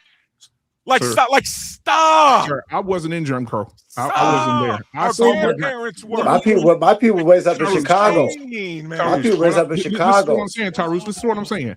My grandfather had so much respect for him. My grandfather could say those things that Kosher was just saying. My grandfather could say to my sister, "Are you out fucking? And why are you? If you are fucking, why are you being unprotected? And why are you doing this? And why you like?" He would be direct and blunt. He would not hold back on my sisters and my brothers. He would not hold back on me. Whatever he said it. If my grandfather spoke a word in the house, it could be 20 people in there. When he spoke a word, the house was quiet. Everybody respected him. there was no disrespect. So it was never no, he could say, what about this? What about this? And people would have an answer. People would respect him enough to say, okay, well, we're like this. He had the qualifications, BMU. I've heard your multiple stories about your grandparents. The difference between your grandparents and a lot of the men today is that your granddad had the resume to back it up. A lot of these dudes want all the accolades of a leader without putting in the fucking work, BMU. A lot of these dudes want all the fucking glitz and glamour and gold that comes with being a leader, but the moment it's time to actually have a resume and have the management necessary to be a leader, all of a sudden that's just too hard. Now you getting off topic. Like I'm sorry, bro. This shit is sad. But now you getting off topic, Tarus. I'm talking about black men right now, bro. I'm on topic. Yeah, right. But I'm saying, that's not the topic. But that's the topic is. But the topic tonight is about black men. Right. Is me not having a resume what making me dangerous to black women? You not having a resume is what makes you hard to be considered a leader. No. Yes. What is Coco? They said that we're dangerous, and you said, "Oh, we don't have the resume to be a leader." It has nothing to do with being dangerous. Bro, you could be. By the way, the whole dangerous thing from that standpoint is irrelevant. You could have the resume or not and still be dangerous. Right. But at the end of the day, when you guys are mentioning again, when you're mentioning leadership, Bandit, when you guys are constantly talking about relationships, that's what I mentioned the leadership aspect. Because you guys always say you're the leaders of the household, or we want to be the leaders of the household, but then how are you leading the household? It's the same. Bandit, let's be clear, because I've seen multiple people on this panel talk about a program, and then when asked specifically what their program is, so let's put a clock over Tarus's head to see how long he's gonna spend off topic. Okay, bro, you see how I'm able to talk about us as black men, and I would love to talk about us as black men. No, you're not, bro. Like this you're talking about a program. Bro. Man, I'm confused. About the women. Hold on, Tyrus. Hold on just a second. I'm trying to talk about us and what makes us. Hold up. I'm talking about what the black woman is unsatisfied with about black men in relationships. What makes us dangerous? What makes us the cancer to the the black community? And you said could be the gang violence, could be the incarceration rates. Then let's talk about that. Okay, now hold on, Coco. What makes black men dangerous? You spent your time talking about leadership. Yeah, and you spent your time whining about the women's. Hold on, Tyrus. Hold on, Tyrus. Well, we got a woman on the piano. Hold on, Tyrus. We got a woman on the piano. Coco, what are your thoughts? What makes black men dangerous to black women, Coco? Can you? And then I know you shook your head a few minutes ago, so you can respond to that as well. Then John, you can go after her. Go ahead, Coco. Well, I'm just confused. I'm sorry, I don't know if it's Tyrese. Tyrese, what is your point? I'm trying Tyrese, excuse me. Tyrese, what is your point? That's what I'm trying to understand. You're saying that the focus should be on black men. To talk about black men were you watching since the beginning? Let him finish your question. Go ahead, I wasn't watching from the beginning. No. Okay. So at the beginning, this whole panel, by the way, is started by a panel we had last week talking about Funky Deneva and calling out the black community and the problem that people have, including now, about him, how he shouldn't have a seat at the table because he's a gay black man. Exactly. Despite the fact that this gay black man called out problematic behaviors amongst black men in the black community. And we're literally reacting to that, Coco. And so the point of the whole thing was, how are we not able to stay on topic about the issues that are affecting us? And instead, we keep on talking about gay people, and now we're talking about women. You see how we're talking about everything but black men specifically? That's the entire point. Hold on. Hold on. What are the issues that are affecting us? Yeah. I literally just said we still got a problem with incarceration rates. We still got a problem with gang violence. As a matter of fact, we still, unfortunately, Coco, We had stores like, I think it was Target or CVS that had to close down, and it wasn't because of gay men, Coco. It was because of straight black men who can't act right. You see, unfortunately, Coco, I'm answering. No, Coco, I'm answering your question. Remember, we have a problem. We as black men have a problem with contradictions, Coco, because a lot of us black men will have the cross tattooed on a part of our body and then go out and do a gang shooting. We'll have what percentage of adult black men are incarcerated? High enough that is the problem. High enough that is part of a single mother. The percentage means a number. So what percentage of black men are no, I know the answer. That's why I asked the question. What percentage of black men are incarcerated? You tell me. I don't have the book in front of me. It's higher per capita than any other race. No. That's not the. You're not. Hold on. Please. It's less than. Wait. It's less than 1% of black men that are incarcerated. I'm not talking about per capita. I'm talking about looking at black men and total. Right. So the ones who are incarcerated are not the problem. It's not the majority of black men who are incarcerated. Coco, you see, no. You see, now I have to cut you off because you did it again. We're literally talking about multiple aspects, and you're so hyper focused on one. You tried to just act like I was like this was the only problem. I said there are multiple. Coco, respectfully, we could run you 30 seconds back. You're wrong, no. You're absolutely wrong, man. Because you're Mr. Payne. You keep on that gay guy said that all straight black men. He said all straight black men are a cancer. He didn't say this portion, that portion. You're the one. Yes, bro. Us straight black men are a problem. Are problematic. We are absolutely. Yeah, I told you, Payne. I already told you I agree with him. Payne, I already told you I'm agree with them. And we don't live in a vacuum. Yeah, we don't live in the fact that man's experience is not an experience in a vacuum. We don't live in a vacuum. Yet you guys are arguing with the only one trying to be nuanced up here. Okay, we don't live in a vacuum. Yet you guys are arguing with the only one trying to be nuanced up here. Make it make sense. Respect and let me make it make sense. Say all the shit you want to say. Crazy. Listen, we can make up every affliction that black men have.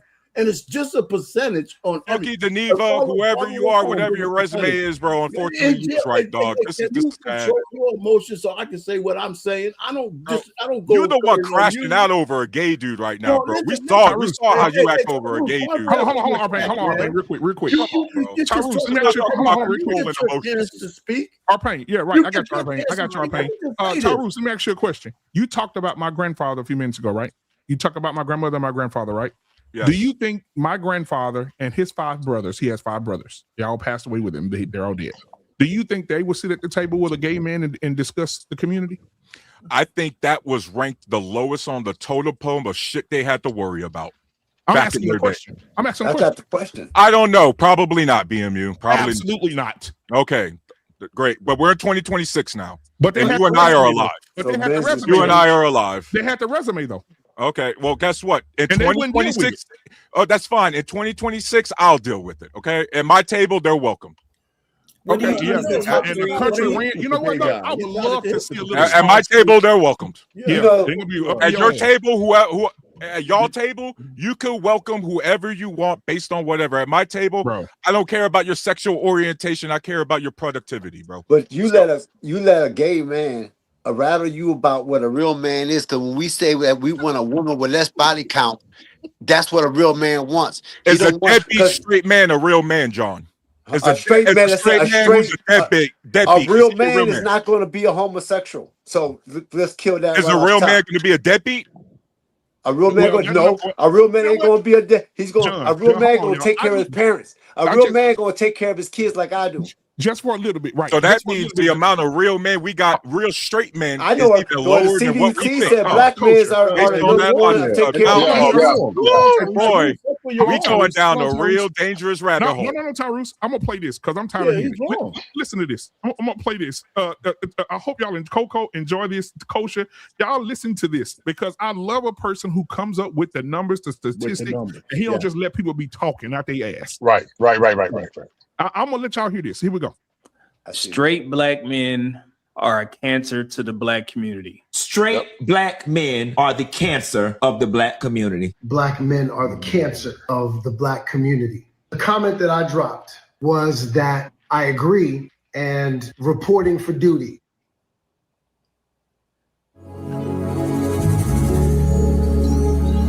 Brought to my attention some dude obviously looking for attention, so I won't mention his name. And honestly, I appreciate it, because what that tells me is this: there's an awareness that if Black people are directed to my platform, they're going to encounter something very different from the typical conversation. They're going to see a body of work that is rooted in data, context, and balance. A platform that holds everyone accountable while also ensuring that Black men are accurately represented, not broadly mischaracterized. So when my name isn't said, I don't take that as disrespect. I take it as validation.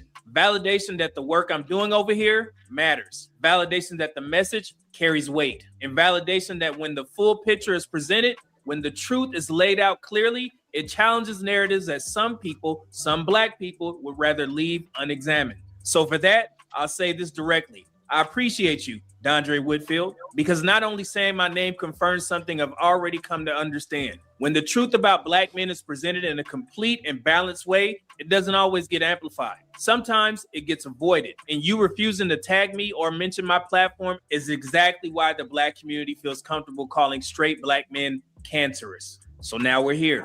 So when I said I agree because I knew what he was talking about. He was talking about the Black males that look like the Black men. Straight Black men are the cancer of the Black community. And when I said reporting for duty, absolutely. Let me be clear. This is not an attack on leadership or your leadership in general. This is not an attack on accountability. This is not an attack on doing the work in the community. This is about one thing. You cannot accept a false premise calling straight Black men cancers and then build a noble philosophy on top of it. Because when you say you agree with the statement like that, straight Black men are the cancer of the Black community. Even if you're trying to redefine it, you are still validating a group level accusation. And the problem is that accusation was never proven. And why would it be? And I also noticed something else in your recent response.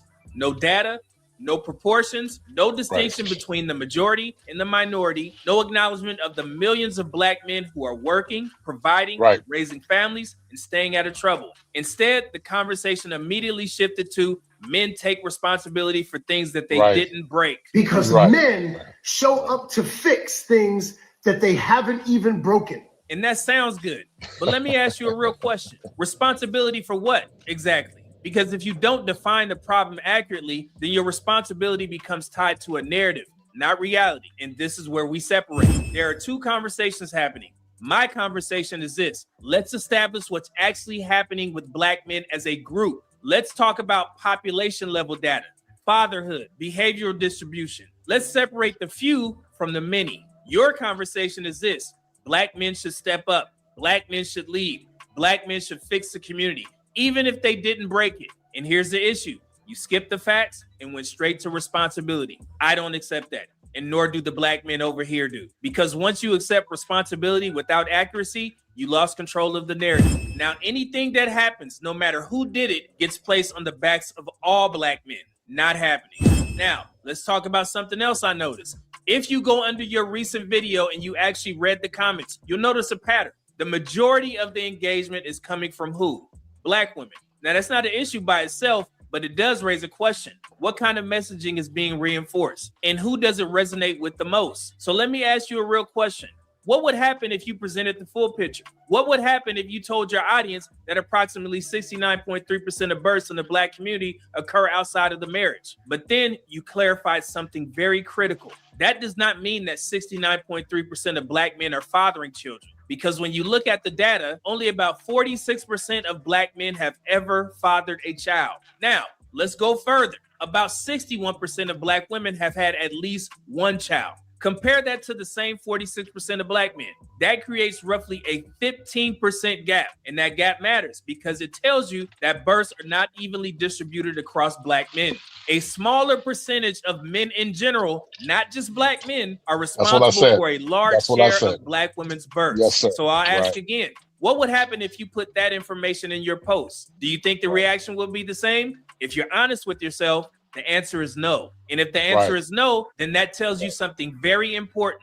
Your platform is not just about truth. It's about which truths are comfortable to present and which ones aren't. Let me give you another example. What if you challenge one of those long-standing narratives in our community? The idea that Black men are overwhelmingly deadbeat fathers. Have you actually looked into that? Because when you go into the research, especially reports from Bowling Green State University, you will see something very different. The National Center for Family and Marriage Research at Bowling Green State University looked at fathers' residence patterns with their children. They found that 55% of Black fathers live with their children, and another 18% have both resident and non-residential children, which means the majority of Black fathers live with their children 100% of the time and are actively participating in raising them, whether they live with their children or not. Woo! Well, that's just fathers reporting on themselves. Okay, fair point.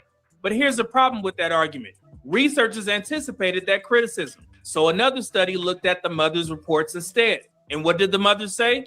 Mothers, including Black mothers, reported that Black fathers shared responsibilities more frequently and demonstrated more effective co-parenting than both white and Hispanic fathers. Let me say that again. Even when mothers were the ones reporting, Black fathers were still described as more involved in parenting and co-parenting responsibilities. So whether the fathers reported it or the mothers reported it, the result was the same. Black fathers were among the most involved fathers. That doesn't align with the narrative that has been repeated for decades, not even close. So I ask again, what would happen if you presented that to your audience? Do you think they would accept it? Or do you think they would push back? Not because it's wrong, but because it challenges what they've been taught to believe about Black men. And if they push back, that tells you everything that you need to know. Because on my platform, we don't do selective truth. We don't hold on to narratives just because they're familiar or emotionally satisfying. We follow the data, even when it's uncomfortable. Because if you're serious about solutions, you cannot build them on top of misinformation. Straight Black men are the cancer of the Black community. I agree. And reporting for duty. In what world would any group of people accept being labeled a cancer to their own community? Think about what I'm saying here. What rational person hears that and agrees with it? That doesn't make any sense at all. And it becomes even more concerning when that statement is not only accepted, but doubled down on. I agree because I knew what he was talking about. He was talking about the Black males that look like the Black men. Now you're not just allowing the label, you're reinforcing it. Then you look in the comments, you see your own people agreeing with it as if it's accurate. These are the same voices you expect Black men over here to trust? These are the same perspectives you want Black men to align themselves with? Let me be clear. The word cancer is not casual language. From a real world standpoint, especially from someone with the background in health and dealing with cancer within my own family, that is a very serious term. Cancer represents something destructive, something invasive, something that needs to be removed. So when you apply that label to a group of men, your own Black men, you are not making a critique. You are making a dehumanizing statement, and I'm not here for that. Do the work in the community. Absolutely. Lead, mentor, build. We agree on that. I'm doing that as well. I've served 20 years in the world's greatest Air Force, and within those 20 years, I have never heard anything more egregious than someone saying that straight Black men are a cancer to their own community. And I want to be clear here. This video is not to go back and forth trying to prove who's more qualified. That's not the conversation. The conversation is this. Where is it acceptable for a group of men to agree that they are a cancer to their own community? Because I'll tell you where it shouldn't be acceptable. Anywhere. And yet somehow it gets normalized in the Black community. Go figure. That's not leadership. That's not accountability. That's a failure to challenge harmful narratives. And at some point, we as Black men, as Black leaders, we have to be honest about that. Why the hell you think Black women got this outlook on Black men right now? Because we accept harmful narratives about ourselves, such as straight Black men are the cancer of the Black community. Because accepting language like that and encouraging others to accept it, that's absolutely not progress. In fact, it's embarrassing. It's embarrassing to Black men. It's embarrassing to Black leaders, Black fathers, Black sons. And before I go, let me address this clearly. This video made its way to me because someone sent it to me. Both videos were sent to me. I wasn't following you. I wasn't looking for your content. So this is not clout chasing. I'm responding because the message reached me and it needed to be addressed. And I also understand something. The majority of the black community may not accept what I'm saying here. I'm fully aware of that, but that has never been my goal. I go by the rule of 10. 3 people for, 3 people against, 4 people undecided. The people who are for, I speak to directly every day. The people who are against, you. And the people who are undecided, you still have hope, and we'll determine where you stand after you understand the truth about black men in particular. So I want to say this very clearly to the black community and men who think like you. Straight black men are the cancer of the black community. So when I said I agree because I knew what he was talking about. My goal is not popularity. My goal is accuracy. My platform would likely be well over 100,000 subscribers if I didn't block, ban, or filter negative commentary. But I do that intentionally because my platform is not built for chaos. It's built with purpose. My goal is to protect the mental space of black men. So yes, I moderate heavily because I want my platform to reflect discipline, clarity, and truth. So this isn't new for me. I've been doing this for 5 years. This isn't reactionary. This isn't temporary. And it's not for attention. My platform will grow, but it will grow the right way, rooted in truth, facts, and data. Anyone who positions themselves as a leader in the black community but does not understand black men as a group, I have to be honest. I don't trust most black leaders to speak on the behalf of black men because too many of you don't know black men. Too many of you are afraid to look at the facts and the statistics to see what your fellow black men are doing. That's why I don't trust you all, because too many of you are operated within a fixed narrative. No one talks about the survival of the black race. In the 1990s, the black male is an endangered species. 1 out of every 3 black men are either in jail, on drugs, or gay. And if telling the full truth risks offending your audience, then you're not leading. You're managing perception. Leadership requires truth. And the black community does not need another feel-good intervention. It does not need another blame-driven segment after a few viral incidents. What it needs is the truth, because taking a handful of incidents and applying them to the majority of black men, that's reckless. It feeds fear, it spreads misinformation, it reinforces harmful narratives. And when black men use those narratives against their own group, that stops here. I almost forgot something. This idea of separating black males from black men. He was talking about the black males that look like the black men. Let's be honest about what that often becomes. It becomes a way to label a group of black men you don't respect or you don't agree with. So instead of naming behavior, naming proportions, or naming people directly, you created a category and then you attach all the negative traits to that particular category. We're not going to do that here. I'm a black man. You're a black man, brother. So none of that divisive talk where we say black males and black men. That's just an easy way for people to pick it up and use it as a slur against black men. I've seen many of content creators do the same thing. We're not going to do that here. I'm speaking directly to you, black man. Okay? Shout out to you, black man. I love you. God bless you. Keep doing your thing and pay attention to my page if you want the truth, because I see what you guys are doing out here and I'm proud of you. If that message doesn't come from anywhere else in the black community, from any person that thinks that they are leaders of the black community, just know that you will get that message from me. Thank you. Thank you for supporting my channel. Thank you for supporting all of my platforms. And this will not be the last time that you will hear me address something as egregious as calling straight black men cancers to the black community. Absolutely not. So thank you again. God bless.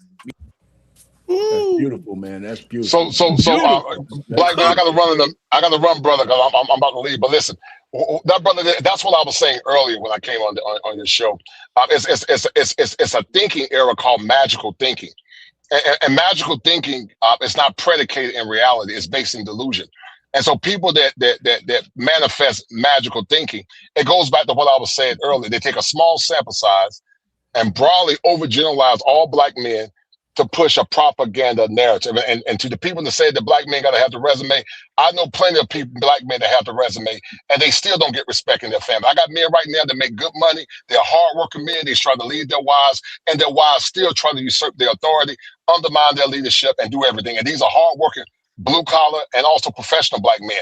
I've seen white men too. I had a neurosurgeon one time made $900,000, and his wife still didn't respect him. He had the resume, full-time provider, good man, did everything right. But when you got a generation of women that can't be held accountable, and then they shame the black women that try to uplift black men in a spirit of righteousness, that's why we have the problems that we have now. And that's why I said a man like this Dusty Diva, whatever his name is, he don't speak for me. Because in my mind, he got issues. So how are you gonna tell heterosexual men how to be heterosexual where you're crazy and you got your own issues as well? You don't see heterosexual men go in the gay community and tell them how to be gay. We don't bother them, but somehow you can come and try to truncate heterosexual men and try to tell us how to be men when you are fruit and we're vegetables. So it doesn't make any sense to me, man. So I just want to add that little piece, bro. I appreciate the culture. With Tyrus, I mean, I know that you learned a lot. Listen to my boy, man, Medium Man. I wish he could. He said, he said, I can't be there tonight. I wish he was here. However, he's not. But man, what are your thoughts, Tyrus, about all this great information that you just received about all? And he debunked all the narratives. He did not debunk the narratives. He did not. Did he? That was a well put together video by Medium Man. And I respect him as a fellow vet. I respect him and everything, but I have to mostly disagree with him. And here's the first part why. Boy, here are we as he said he's like 20 years in the military. That's awesome. I'm 8 years active duty, 2 deployments. All the crap we said in the military, and cancer's the worst thing ever you've ever heard. Jesus. We got a whole bunch of straight black men acting like a bunch of pussies, bro, acting like a bunch of Karens, saying, by the way, BMU, hey, Black Bandit, I'm about to put you on game. You see, we got a guy named JT who referred to the LBGT as terrorist. We had another guest. No, stop. We had another guest, BMU. I think you remember her. I asked her, I was like, hey, do you mean we should delete the LBGT? You remember that BMU? And she was like, yeah, we should. And so we got people saying the most disgusting crap about the LBGT. This dude's like, we're a cancer. And all you guys are clutching your pearls. That shit is soft. And then here's the other part I disagree with. And this is actually getting to the root of the problem, BNU. He's talking about, well, if you look at the statistics, it's actually a minority of black men getting these black women pregnant. That was not eye-opening because that's always been the case in any fucking society in human history. Most men don't get to procreate. So now I'm starting to wonder, am I just dealing with a bunch of dudes? So now I'm just wondering, am I really just dealing with a bunch of dudes who can't get fucking laid and they're just pissed off at the world? Like, because is that what you got out of what he said? Is the bullshit that you said? Like this is some bullshit, bro. Tarus? No, let's statistically, historically, put a well together video on. That's all you got. Did I not say that? Did I not say that? Payne, I literally said that at the beginning. So now, Payne, Payne, if what I said was wrong, Payne, if what I said was wrong, matter what he put together. Payne, if what I said was wrong, Payne, if what I said was wrong, then yes or no, do the majority of men procreate in human history? No, yes, right now, no, historically, yes, and what's crazy is it's actually we're talking about a bandit. It's actually the minority of men still procreate. It's going up. By the way, the number of men procreating has gone. Has a connotation that a lot of black men are going out still there, the minority, and that's not true. One at a time. Yeah. And so again, we've always had, historically speaking, a minority of men getting women pregnant. And so it's really just like is that there's a pervasive thought that a lot of black men are out there impregnating women willy-nilly, and that's not true. That's what on the social media the stereotype of the baby mama in our community has been around for how many decades? No. How many decades has that stereotype? Are you serious? Okay, are we serious right now? Hold on, Tyrus. They got pregnant by somebody, right, Payne? But it wasn't the large percentage. White man, Hispanic man, Asian man. All you dudes ain't gonna be picked, bro. I'm sorry y'all lost the first lottery. No. All I want to do is get women involved, because I can call my sister-in-law right now. She works at one of the biggest hospitals in Houston, and she'll tell you that 17% of the men are fucking 49% of the women. Coco, what are your thoughts?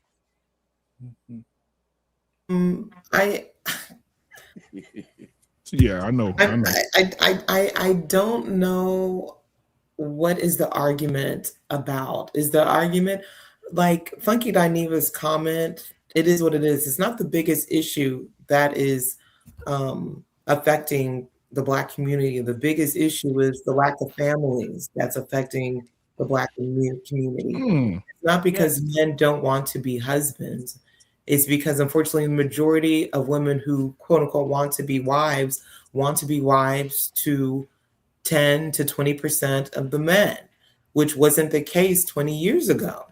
And again, it goes back to what I said about social media and these unusual delusional standards that women have for themselves. And so when they get into their 50s and 60s, they're going to be sharing a man. Also, okay, granted, let's say Black men bad. Black men stop blaming everyone for their problems. So why is it then that Black women are married in the lowest rate? Black men are so wonderful. Context. We're missing way too. What context? My bad. Go ahead. Yeah. So the context of this conversation is that Black women believe these things, right, about us, right? And then the gay man, right, was piggybacking on the points that they have been making. So as far as what makes us a cancer is that we're not buying in, right, into the Rainbow Coalition. So during from the 2020s, right, during the pandemic through now with the BLM movement, Black women were adopted in to the LGBT community. Right, where they are now protected, meaning you say something bad about a Black woman, right? Your comment won't pop up on the screen because that's a word that's protected now. And right, and Black men are not buying in to that part of the protection. We're saying that, hey, no, we're not buying into that part of it. We don't want to buy into that.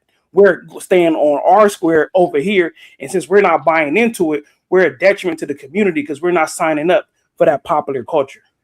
And I agree with you on that. Like even with the doctor, what the doctor was saying before he left, he was saying that Black women lost their crown. I don't believe Black women lost their crown. I just believe that it's just real dirty right now because a lot of narratives have been pushed around with social media, talking about like Housewife of Atlanta type stuff. But going on, but he's talking about, I believe that as a man, or we're gonna say straight man, and as a father, I lead by example. I got into this conversation about him shooting at talking about straight Black men because I want my daughters to know this is what a real man is.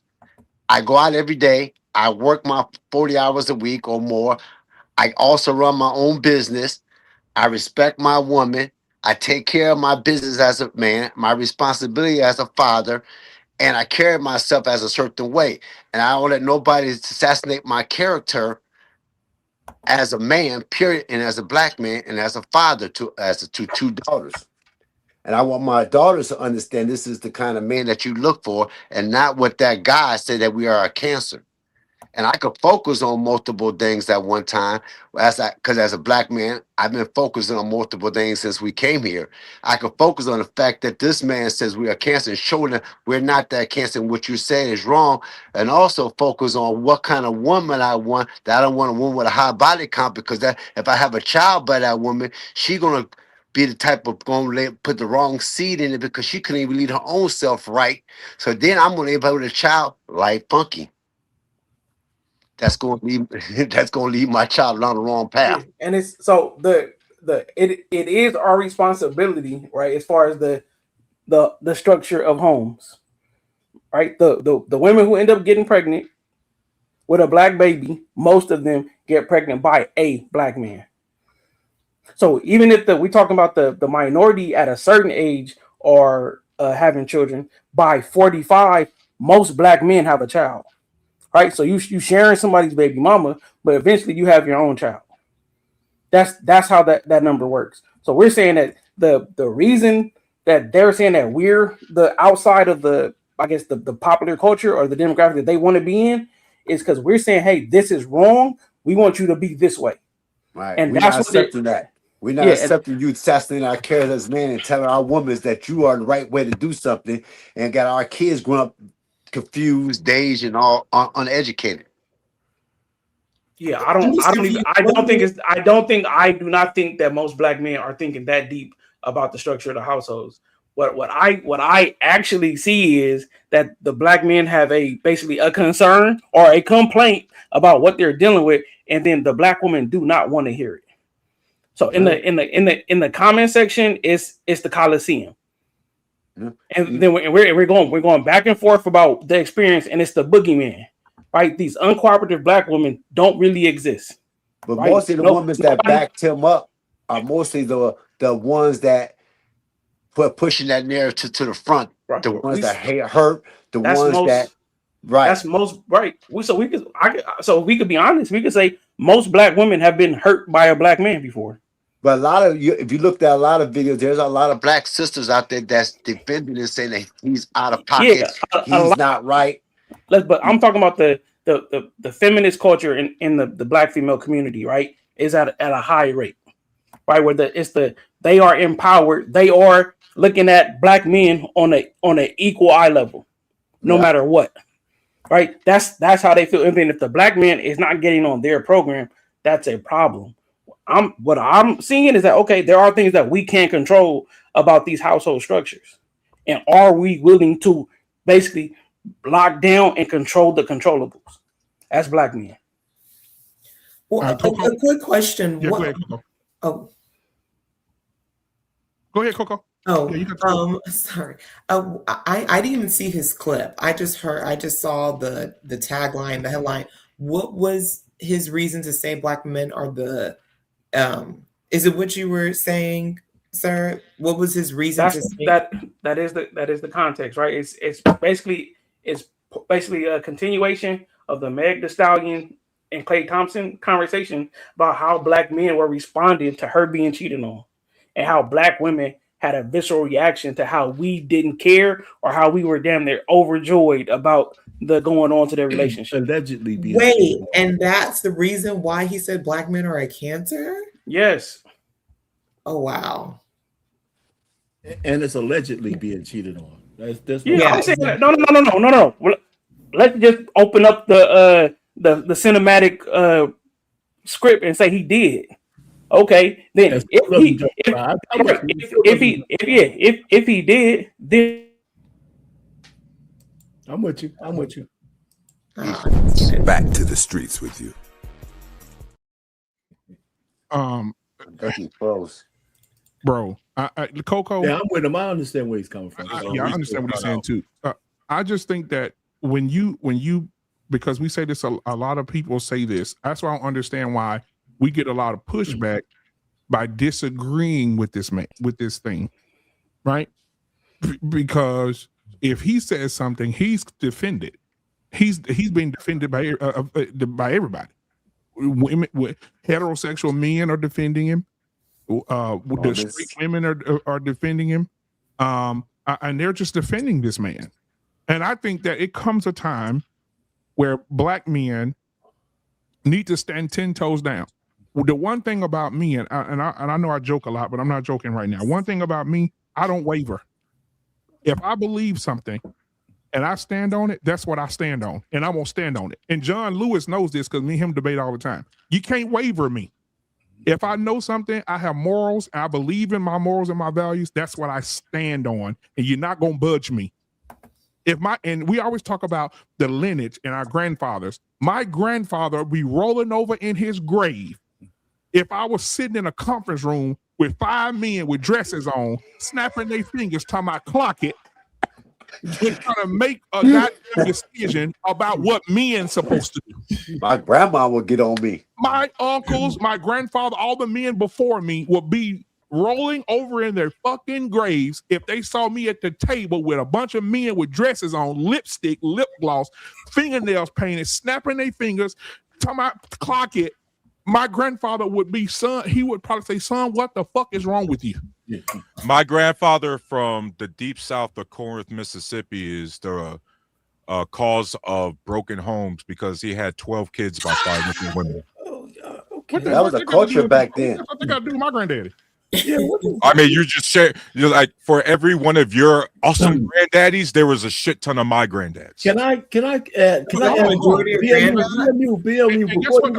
was enough, Coco, to create enough broken homes. Too many. Wouldn't you say? Let me say something on this, because my grandfather had 3 families. I was about to say the same thing. In wedlock or not, he when he passed away in Jersey City, he was debt free. And he gave all his grandchildren an inheritance from all of those families. So the point really is, I don't know what trying to make. See, I'm old enough to remember the grandfather back there because I was there. I was in the house. My grandfather that I lived with, my grandmother, she was loud, you know. But every time my grandfather, who didn't say much, said, hey, sit your ass down. That's exactly what she did. You know, and he got the big piece of chicken. And we got a family structure, you know, that lasted. When I moved in, it was 1965. When I moved in the house, my mother died. We just lost that house in 2013. We gave it away, sold it. And our family is still connected from that generation, from the greatest generation, solid generation, and the baby boomers that everybody hates. Our family is still connected. We got second cousins once removed that are as close as brother and sisters because of that. You know, and I'm just trying to say, when I listen to people talk about the old days where, you know, women had to do this, and they were all my aunts had pensions. They had jobs. They cried at their husband's funeral. My grandmother too. You know, and vice versa. So this whole narrative, this recency bias narrative that everybody in the Black community is fucked up because they had to be. Yeah, there was some narrative that we had to be together and made us stronger because it was us against the world. You know, and so I'm just saying, I sit back and listen to all this bullshit. Let me just bring it back to where we are now. I wouldn't be arguing this. That guy said that straight Black men are a cancer.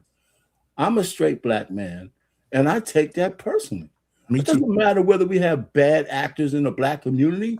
We know that, but he didn't say that.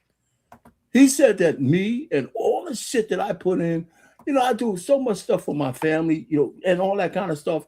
And my children, and everybody else who's around me.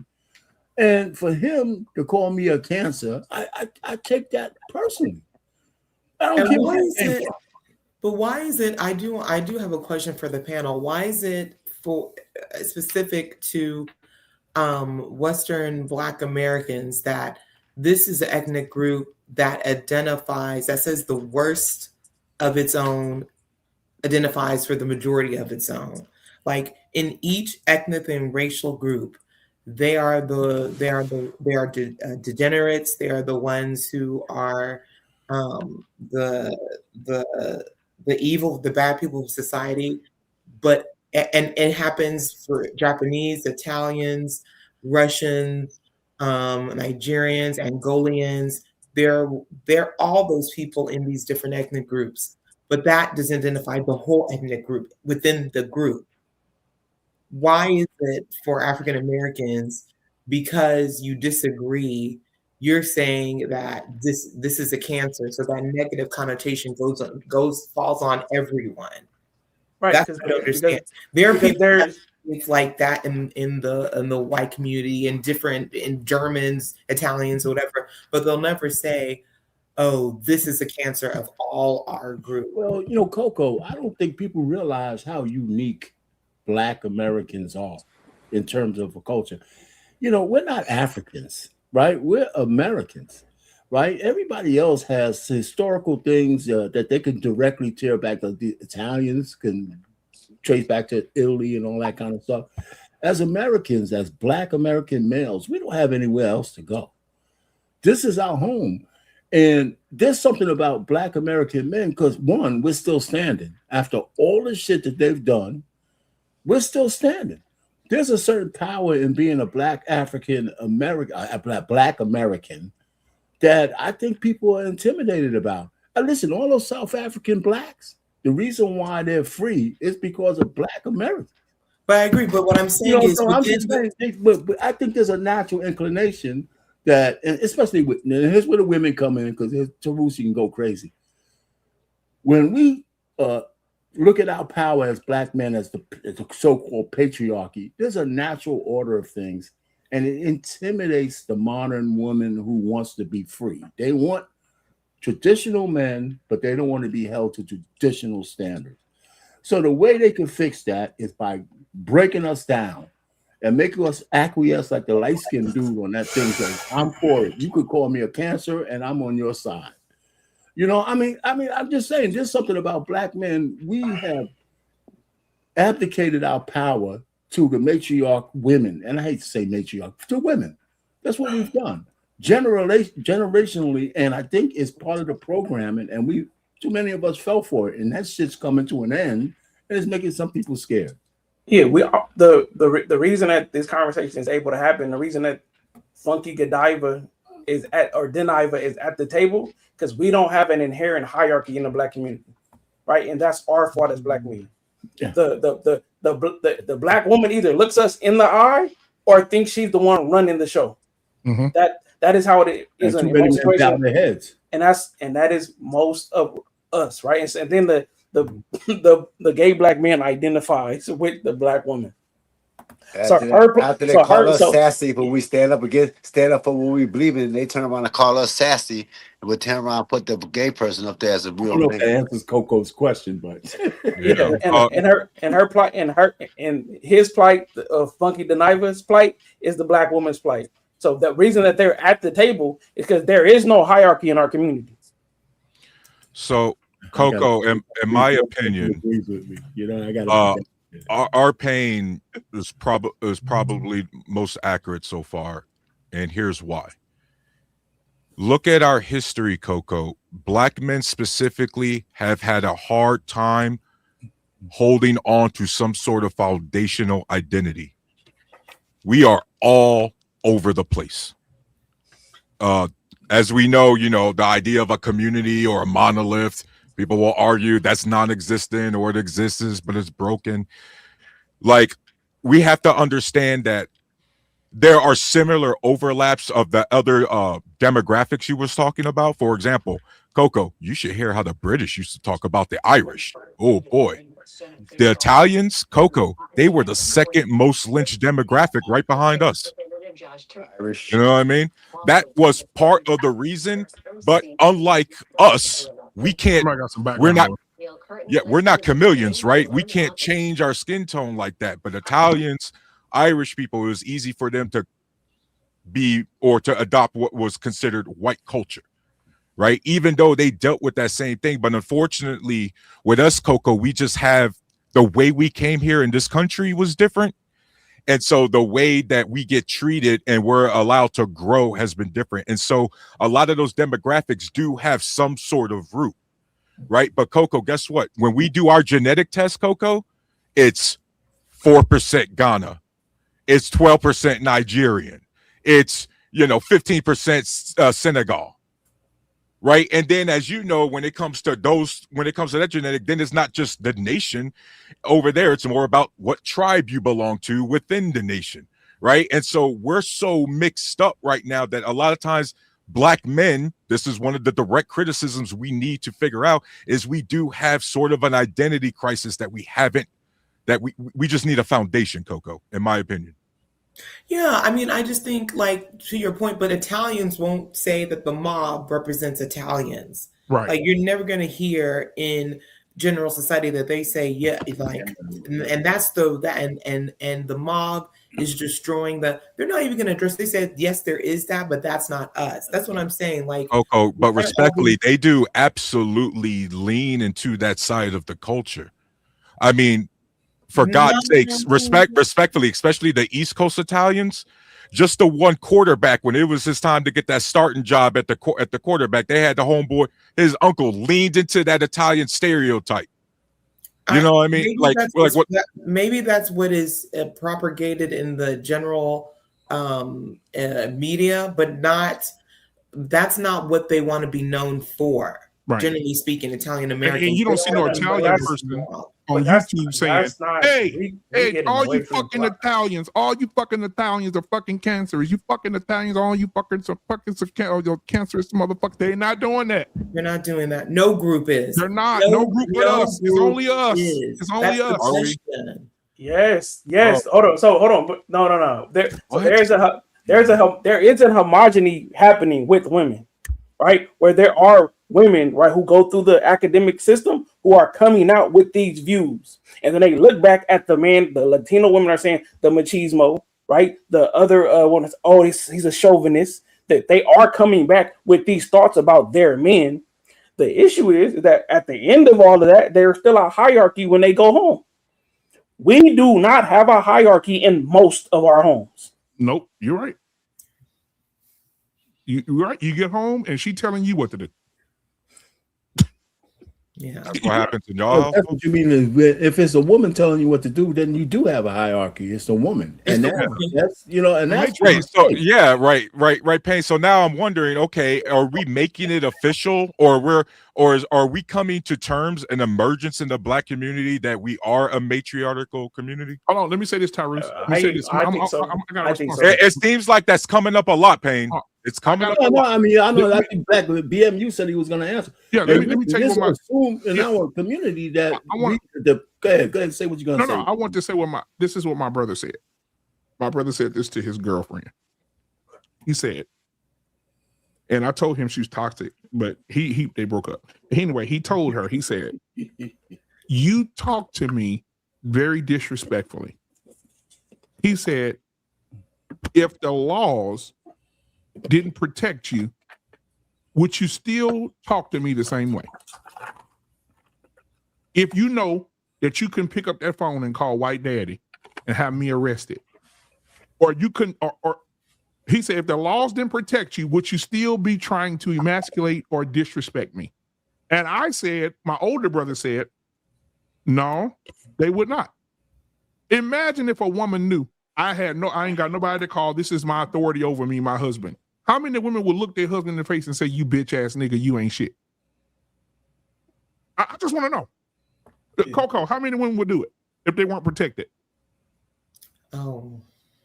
Huh? None. It would be no emasculation. Probably none or less. Yes. So that tells you something, right? That tells you that laws have been put in place to protect women's right to emasculate the fuck out of you. And there's nothing you can do about it other than pack your shit and leave. Yeah, but it's been hit you, spit on you. Well, not in Texas. Not in Texas anymore. In Texas, they say male or female put their hands on either person. The man has the right for full validity, 100%, to protect himself against that woman, and he won't go to jail. So the women are trying to now the domestic violence. Now this shit is dropping down. Google it. The Texas numbers are dropping in domestic violence because women know now. I can't call the police no more after I hit this man in the mouth and say that he gonna go to jail because her ass gonna go to jail. So it has nothing to do with women's increased rate of firearm possession, right? That probably got nothing to do with it either. Well, it probably has an increase of because the lesbian they practicing their Second Amendment rights because they could talk just as reckless as the men talk.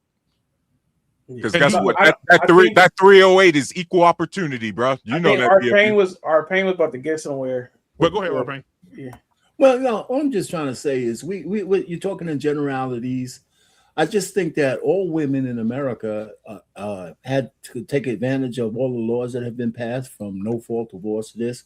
But in the Black community in particular, we've been generationally scarred by the fact that we've had quote unquote matriarchy rule for at least 3 or 4 generations. I mean, even in my day, my house was filled with fucking women, man. And I loved them all. But I had to get out of there so I could be around men, so I could have somebody to talk to, right? You know, that's just the way my particular anecdotal living was, because I knew women couldn't teach me after a certain point, right? So, you know, in there's a certain assumption in the Black community in particular that the Black woman is in charge, and not everywhere, because it's not in my household. And I would imagine it's not in BMU's household. So, Absolutely not. Believe it or not, I'm not so sure it's in your household, right? I didn't ask my wife to be the leader of my family. I just assumed it. But you know, our pain. She liked you and believed in you enough to just naturally let you assume it. Right? She was raised that way. Well, no, she didn't. Pain. You telling me she didn't believe in you? Let me answer that. She didn't let me assume it. I mean, if she couldn't live with that, we wouldn't be married. Holy shit! So she saw the potential and the signs already, and decided to go forward with you, and you proved her right. No. I'm saying yes. Okay. What's the point? Come on, guys. God damn, bro. She grew up in a single parent home. Warpain, did your wife grew up in a single parent home? No. Okay, so then she had the mother and the father, and she was raised and probably saw her mother serve her father as if she's serving you, correct? Sure. Yes, she did. Okay, so I will look at it, and if you're not biblical or religious, this ain't for you. But even biblically, it says it is for the older women, the older mothers, to teach the younger girls how not to be drunk with wine, but how to serve their husbands. That's what it says. And so my thing is, your wife was raised that way. See, she saw her mama serve her husband, and now she's doing the same thing for you. These women now, they're competing, and Coco, you could probably attest. You could probably solve this. Yes. There are women now who are in their 50s, Tyrus. I know women who are in their 50s competing with their 30-year-old daughters, their 29-year-old daughters, wearing the same thing, the same heels, the same tight-ass clothes, got their same titties out, ass out. Back in the day, I went to my grandma's house. She had on a little muumuu dress. She cooked us goddamn pancakes and fucking chicken and waffles, and we sat the fuck down and watched fucking Smokey and the Bandit. Now, when the daughter go out to the club, the 58-year-old grandmama going with her. They're fighting over the same men. They fucking the same men. We don't have, like Kosher said earlier, our women have lost their crown. What happened to the women? What happened even in that verse in the Bible where it says the older women teach the younger women? Where are the older women teaching the younger women? It don't exist no more because they're all on the same playing field. Yeah, I think we missing a big piece of this dynamic. That's the truth. Yeah, I think we missing a big piece of the dynamic in the Black community. That the black community or the Black family did not survive feminism. No. Right. So once the Black woman did not have to go through the Black men, right, to have access to basically to money, then now how does she see the Black man inside of America? Right? What is his value, right, in America? How is he seen in the power structure? Does she see him as valuable outside of his money? Because now what can the Black woman do? She can go make as much money as a man. If we break down the stats, the only reason they don't make as much money as men is because they don't work as many hours. Right? So she just has as much of a financial ceiling as a man does. So how does she value him? Is he valuable in the United States of America? But we know the white man is valuable because when we open up our history books, who was doing the conquering? Who are the presidents? What does a president look like? A white man. What is the value of a Black man? So if a Black woman is outside, right, and we all submit to capitalism, where is her value coming from that when she looks at the Black man? What is her assessment? She said, okay, do I need him in my life? And I'm saying the answer is no right now. I'm saying that we have to be better, and I'm saying that it's going to be about money right now. We could talk about we're not going back to church, everybody. It's going to be money. On that though, I do have some pushback on that. I think all women have been affected by feminism, and this whole thing about the white man being on top, right? In recent years, that's a false flag because a lot of them are broke as hell, and they get a lot of their and their women don't respect them either. Right. You think hold on, Arpain? Do you think the white boy that wear Dickie shorts and work boots every day? You think the white boy that wear Dickie shorts and work boots every day would trade places with you? Listen, I don't know. I wouldn't trade places with them. No. I know, right? Because you have pride in being a Black man. I'm saying that my assessment is that you're probably doing more better off than a blue collar white man. Well, hold on, brother. I'm not disagreeing with your point about a hierarchy in the past, but let's not pedestalize the average white man today. Them motherfuckers are. I'm not pedestalizing. I'm saying that he has an inherent value. Because he is attached. Value of the modern day white man. He is a home about. I'm telling you. No. So okay. So you saying that okay? Hold on. So you saying that the white, there is no perceived value to the white man in America? No, I didn't say that. I said it depends on which white man, because not all white men. When you a white man, I'm saying that a white man knows that there is a value to being white in America. Hold on. No, I would have to disagree, because a poor white man is not seen or is not valued as much as really right now. What's going on is more classism than things being race based. Yes. So what? It's about money. Yes. I'm saying that even if we break down the money, more of them have money than us. Dan, did you think a woman, will turn down a black lawyer and marry a hillbilly because he's white? No. I'm saying that you have to be firmly in the middle class as a black man to have value. Well, that's any man, though. That is not any man. No, it's not. Let me say this real quick. Let me tell you. Okay, go ahead. A rural white man does not have more value or is not looked in society better than a middle class black man. They're not, in terms, if we're just looking on the surface level, they're not. And so if you think if we had to look at the statistics, do you think that the poor white marriage rate is higher or lower than the poor black marriage rate? What does that have to do with? I'm talking about. If we're saying that the money is the same, the value is the man. No. Both of them are not valuable in society. They're not valuable. But why is one getting married more than the other? Can I answer that, Coco? Let me answer that, Coco.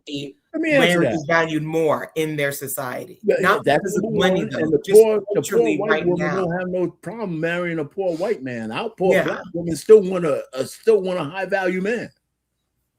Right, so we have 3s and 2s in the black community thinking they're gonna score the big one with a rapper or some shit like that. So the middle class black men in a lot are invisible to a lot of women. So anybody, does anybody know? Does anybody know Professor Joy DeGruy? Yes, I'm familiar. You familiar with her? She said something about the power dynamic, or what you guys were talking about just now, and I want to just add that in there. She said this. She said the reason that when she has traveled to Japan or to China to teach, he says that she has run into racism all the time. She was just doing a video on a lady who went to Japan, and the Japanese lady said, "Nigga, try their clothes on or no," right? How they were talking to the woman when she was trying on clothes in the store. She said the reason that black people are not respected because black people have not collectively been violent enough to get the respect. And she broke it down by saying this. She said when the white man went over and dropped the damn bomb, the Hiroshima bomb on their asses, right now a white man can go over there and have the utmost, they respect them. She said the white people are respected. She said she's been there for months teaching, and white people from America are treated like they fucking royalty. She said the niggas are treated like niggas because the niggas got a history of being owned, talked to any kind of way, slaves, disrespected. She said that's how we're known by them, and they treat us just as such. She said, but the white people, they're, hey, how are you? Can we help you? Is there anything that you need? She said because they feel like white people can conquer, and if you piss them off, they'll take everything from you.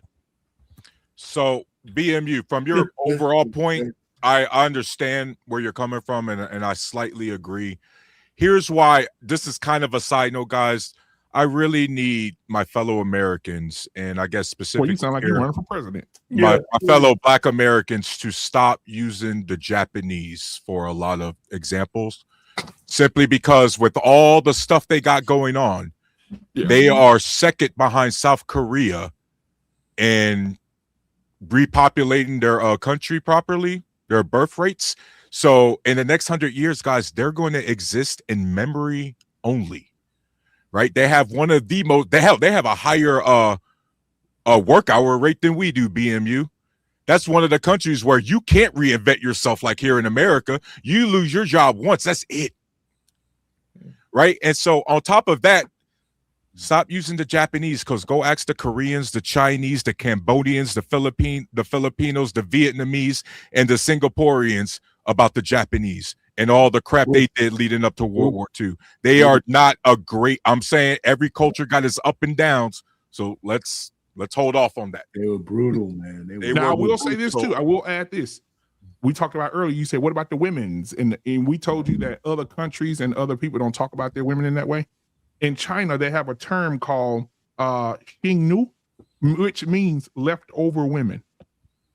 Leftover women are not allowed to, I'm reading it right here. It's a Chinese term and urgent educated, speaking about women who choose careers over marriage and bearing children. They call them leftover women. They are not allowed to marry. They're not allowed to be in population. They're not allowed to, they say the stigma pressures women to prioritize marriage over careers or else.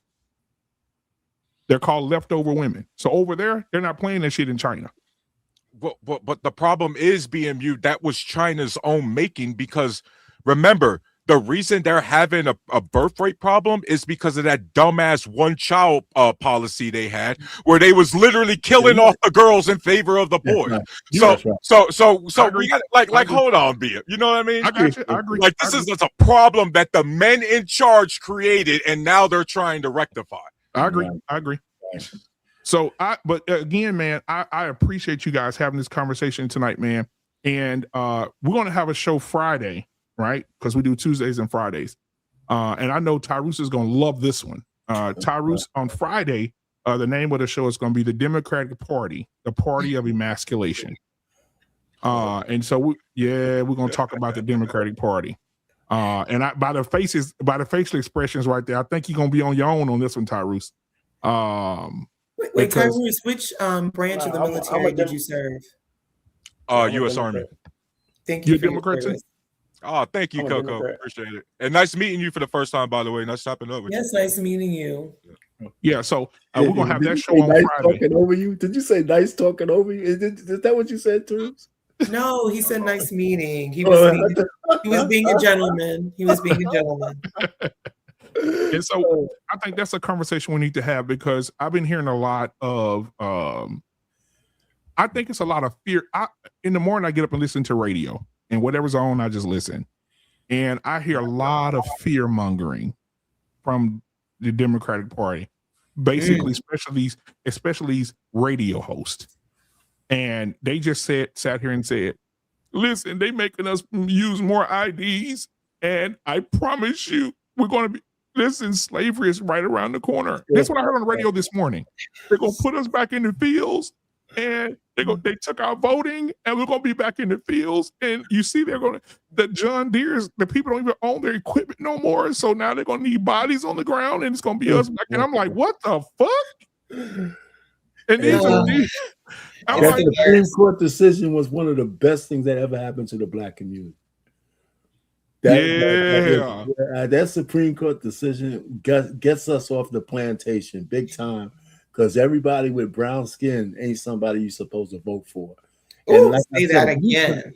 And you tell me one thing that the Congressional Black Caucus has done to further Black people in this country. That wasn't to further a Black or brown politician. That was to enable minority voting. Like that. Well, Tyrus, I don't know how y'all feel about voting. I don't know how y'all feel about voting, but I believe we've been voting. We've had the right to vote for probably 150 years, 160 years, correct? No. I believe the right on paper. The actual right, like in the spirits, has only been maybe 70 years, BMU. Okay, so let's say 70 years. So 70 years, in 70 years, we voted. People have gone out in droves. We've had presidents say, hey, if we give these niggas the civil rights, we'll have these niggas votes for the rest of their life, right? I believe that we've been voting for the last 70 years, and we're still at the bottom. No doubt. It's because our population We've been voting Democrat for the 70 years, and we're still at the bottom. BMU, respectfully, That's it. We're Save it for Friday. Save it for Friday. Depending on what census you want, depending on what census you want to use, it's either between 13 to 15%. That's our total population, right? And then we need to pair that with the fact that we have one of the lowest voter turnout demographics in the country.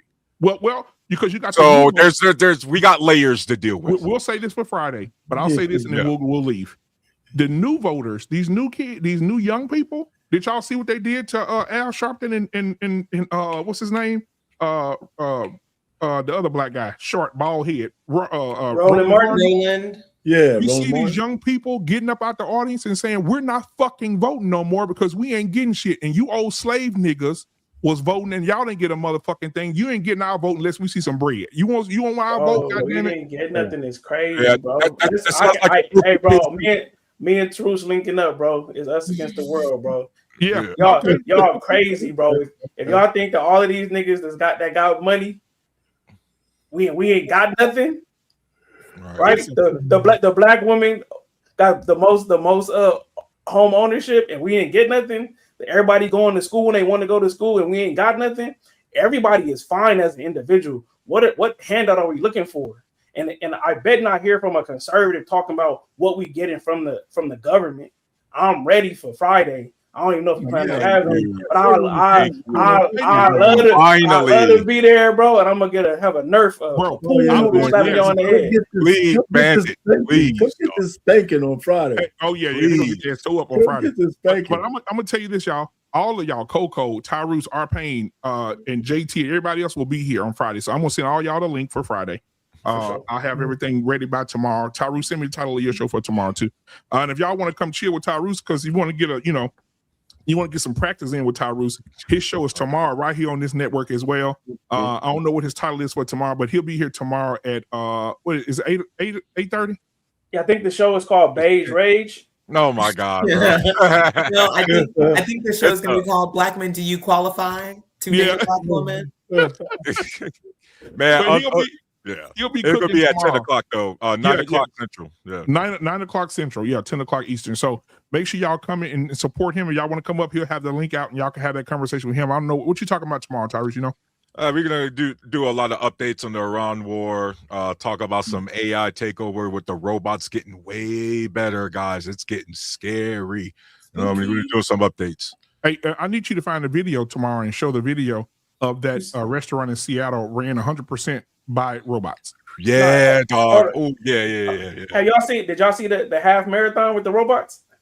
It was a half marathon with just robots, and they showed like only like 2 robots like finished last year, and then half the robots finished this year. Like it's going fast with the technology. Bandit, when you watch them run, how fluid, if you get what I mean, like how natural. No, it wasn't a lot of knee lift. Right, they wasn't getting any propulsion on the knee. It was like a scoop, but a fast, like a ski type of right. Scoop. Okay. Yeah. I'll text you too, so you can have my number, bro. But yeah. So anyway, and then I saw Sean Ryan. I don't know if y'all watch his podcast, amazing podcast. But Sean Ryan had the guy on his show who created the robots for the homes. That's going to be in the homes next year, and he went down the laundry list of things that the robot does. He's fold clothes. He walks the dog. He knows how he knows how long to walk the dog. He washes dishes. They pushed him to try to make him fall. He catches himself and picks himself back up. Does he pick up the dog doodle? Yeah, everything. Yeah, hey, dude, go watch this. It's Sean Ryan AI. Just type Sean Ryan AI robot, and you'll watch the whole episode. It shows everything that fucking robot does: dishes, cleaning the floors, mopping the floors, sweeping, washing clothes, taking the clothes out the dryer, folding the clothes, putting the clothes on hangers. Like, the fucking shit is amazing, bro. Like, and he said those robots are going to be $150,000 for $150,000 a piece. And I guarantee you, people are going to invest in those goddamn things. I don't care what nobody say. For sure. Yeah, definitely. Oh, wow. $150,000 to have somebody around your house washing your dish, sweeping your floor, mopping your floor every day. Yeah, I just don't want to wake up with a robot looking at me. And look at you and say, "You're not going to charge me, motherfucker." Nah, they're going to ask you, do you need some help with that? That's what they're going to ask you. Hey, BMU, I'm getting that robot. First thing I'm doing, putting a fitted cap and some Timberland boots on it, bro. Oh my God. Hell yeah, let's go. What? But you know what would be crazy? If the robot would check your wife. Like, say, for instance, the robot walked up to your wife and said, Tyrus, his hormone levels are very high today. He's very horny. He would love to have sex with you today, and you need to have sex with him today. Bro, that would have the women running out the house in horror, dog. Oh no! But it could go the other way too, right? Because you know, on their watches and their phones, they tracking everything else. So that's true. Yeah. So on that note, fellas, he said by 2035. He said the technology is growing every day, just like what you just said, Tyrus. He said by 2035, 2040. The robots will definitely be taking the kids to school, dropping them off, coming back to the house, locking the doors, and clean the whole house up while you're at work. You come home, house is clean, dinner started, all type of shit. He said, just give it about 10, 15 years. That fucking robot will be doing everything a human can do. Hey, man. Well, so anyway, we'll talk about that Friday. I'll send everybody the link for Friday. We're going to talk about these Democrats. And I want to say this to everybody watching right now. If you're in the house with a person who's trash, you work with a person who's trash, if you're doing podcasts with people who's trash, whatever, I need you to say this to them tomorrow, and then we out. Hey,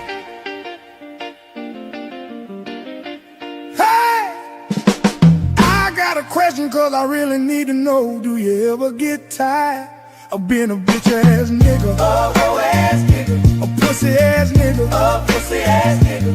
Do you get tired? Do you get tired? Do you get tired? All right, man. So I appreciate y'all, man. We'll see y'all on Friday. We out.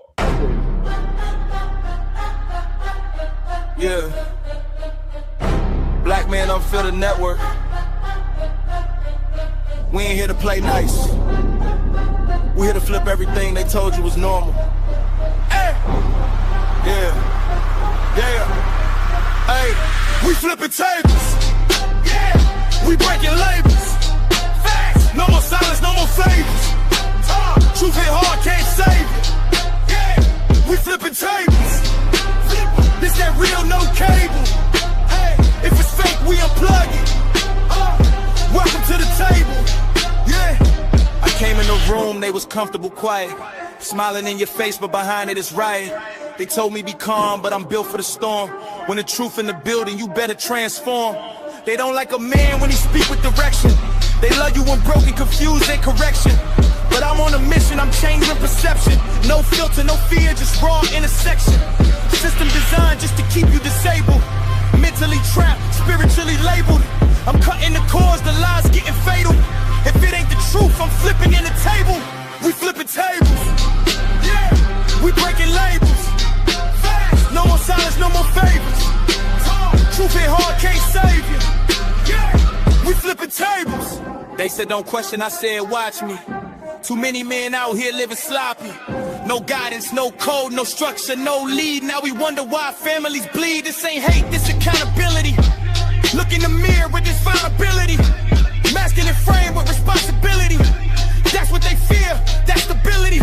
I'm calling it out, no sugar, no glaze. We breaking these cycles, we shifting in the phase. Legacy built, not lost in the maze. We done being silent, we enter a rage. This ain't just a podcast, it's a movement. It's a reset. If it's built on lies, it gotta fall.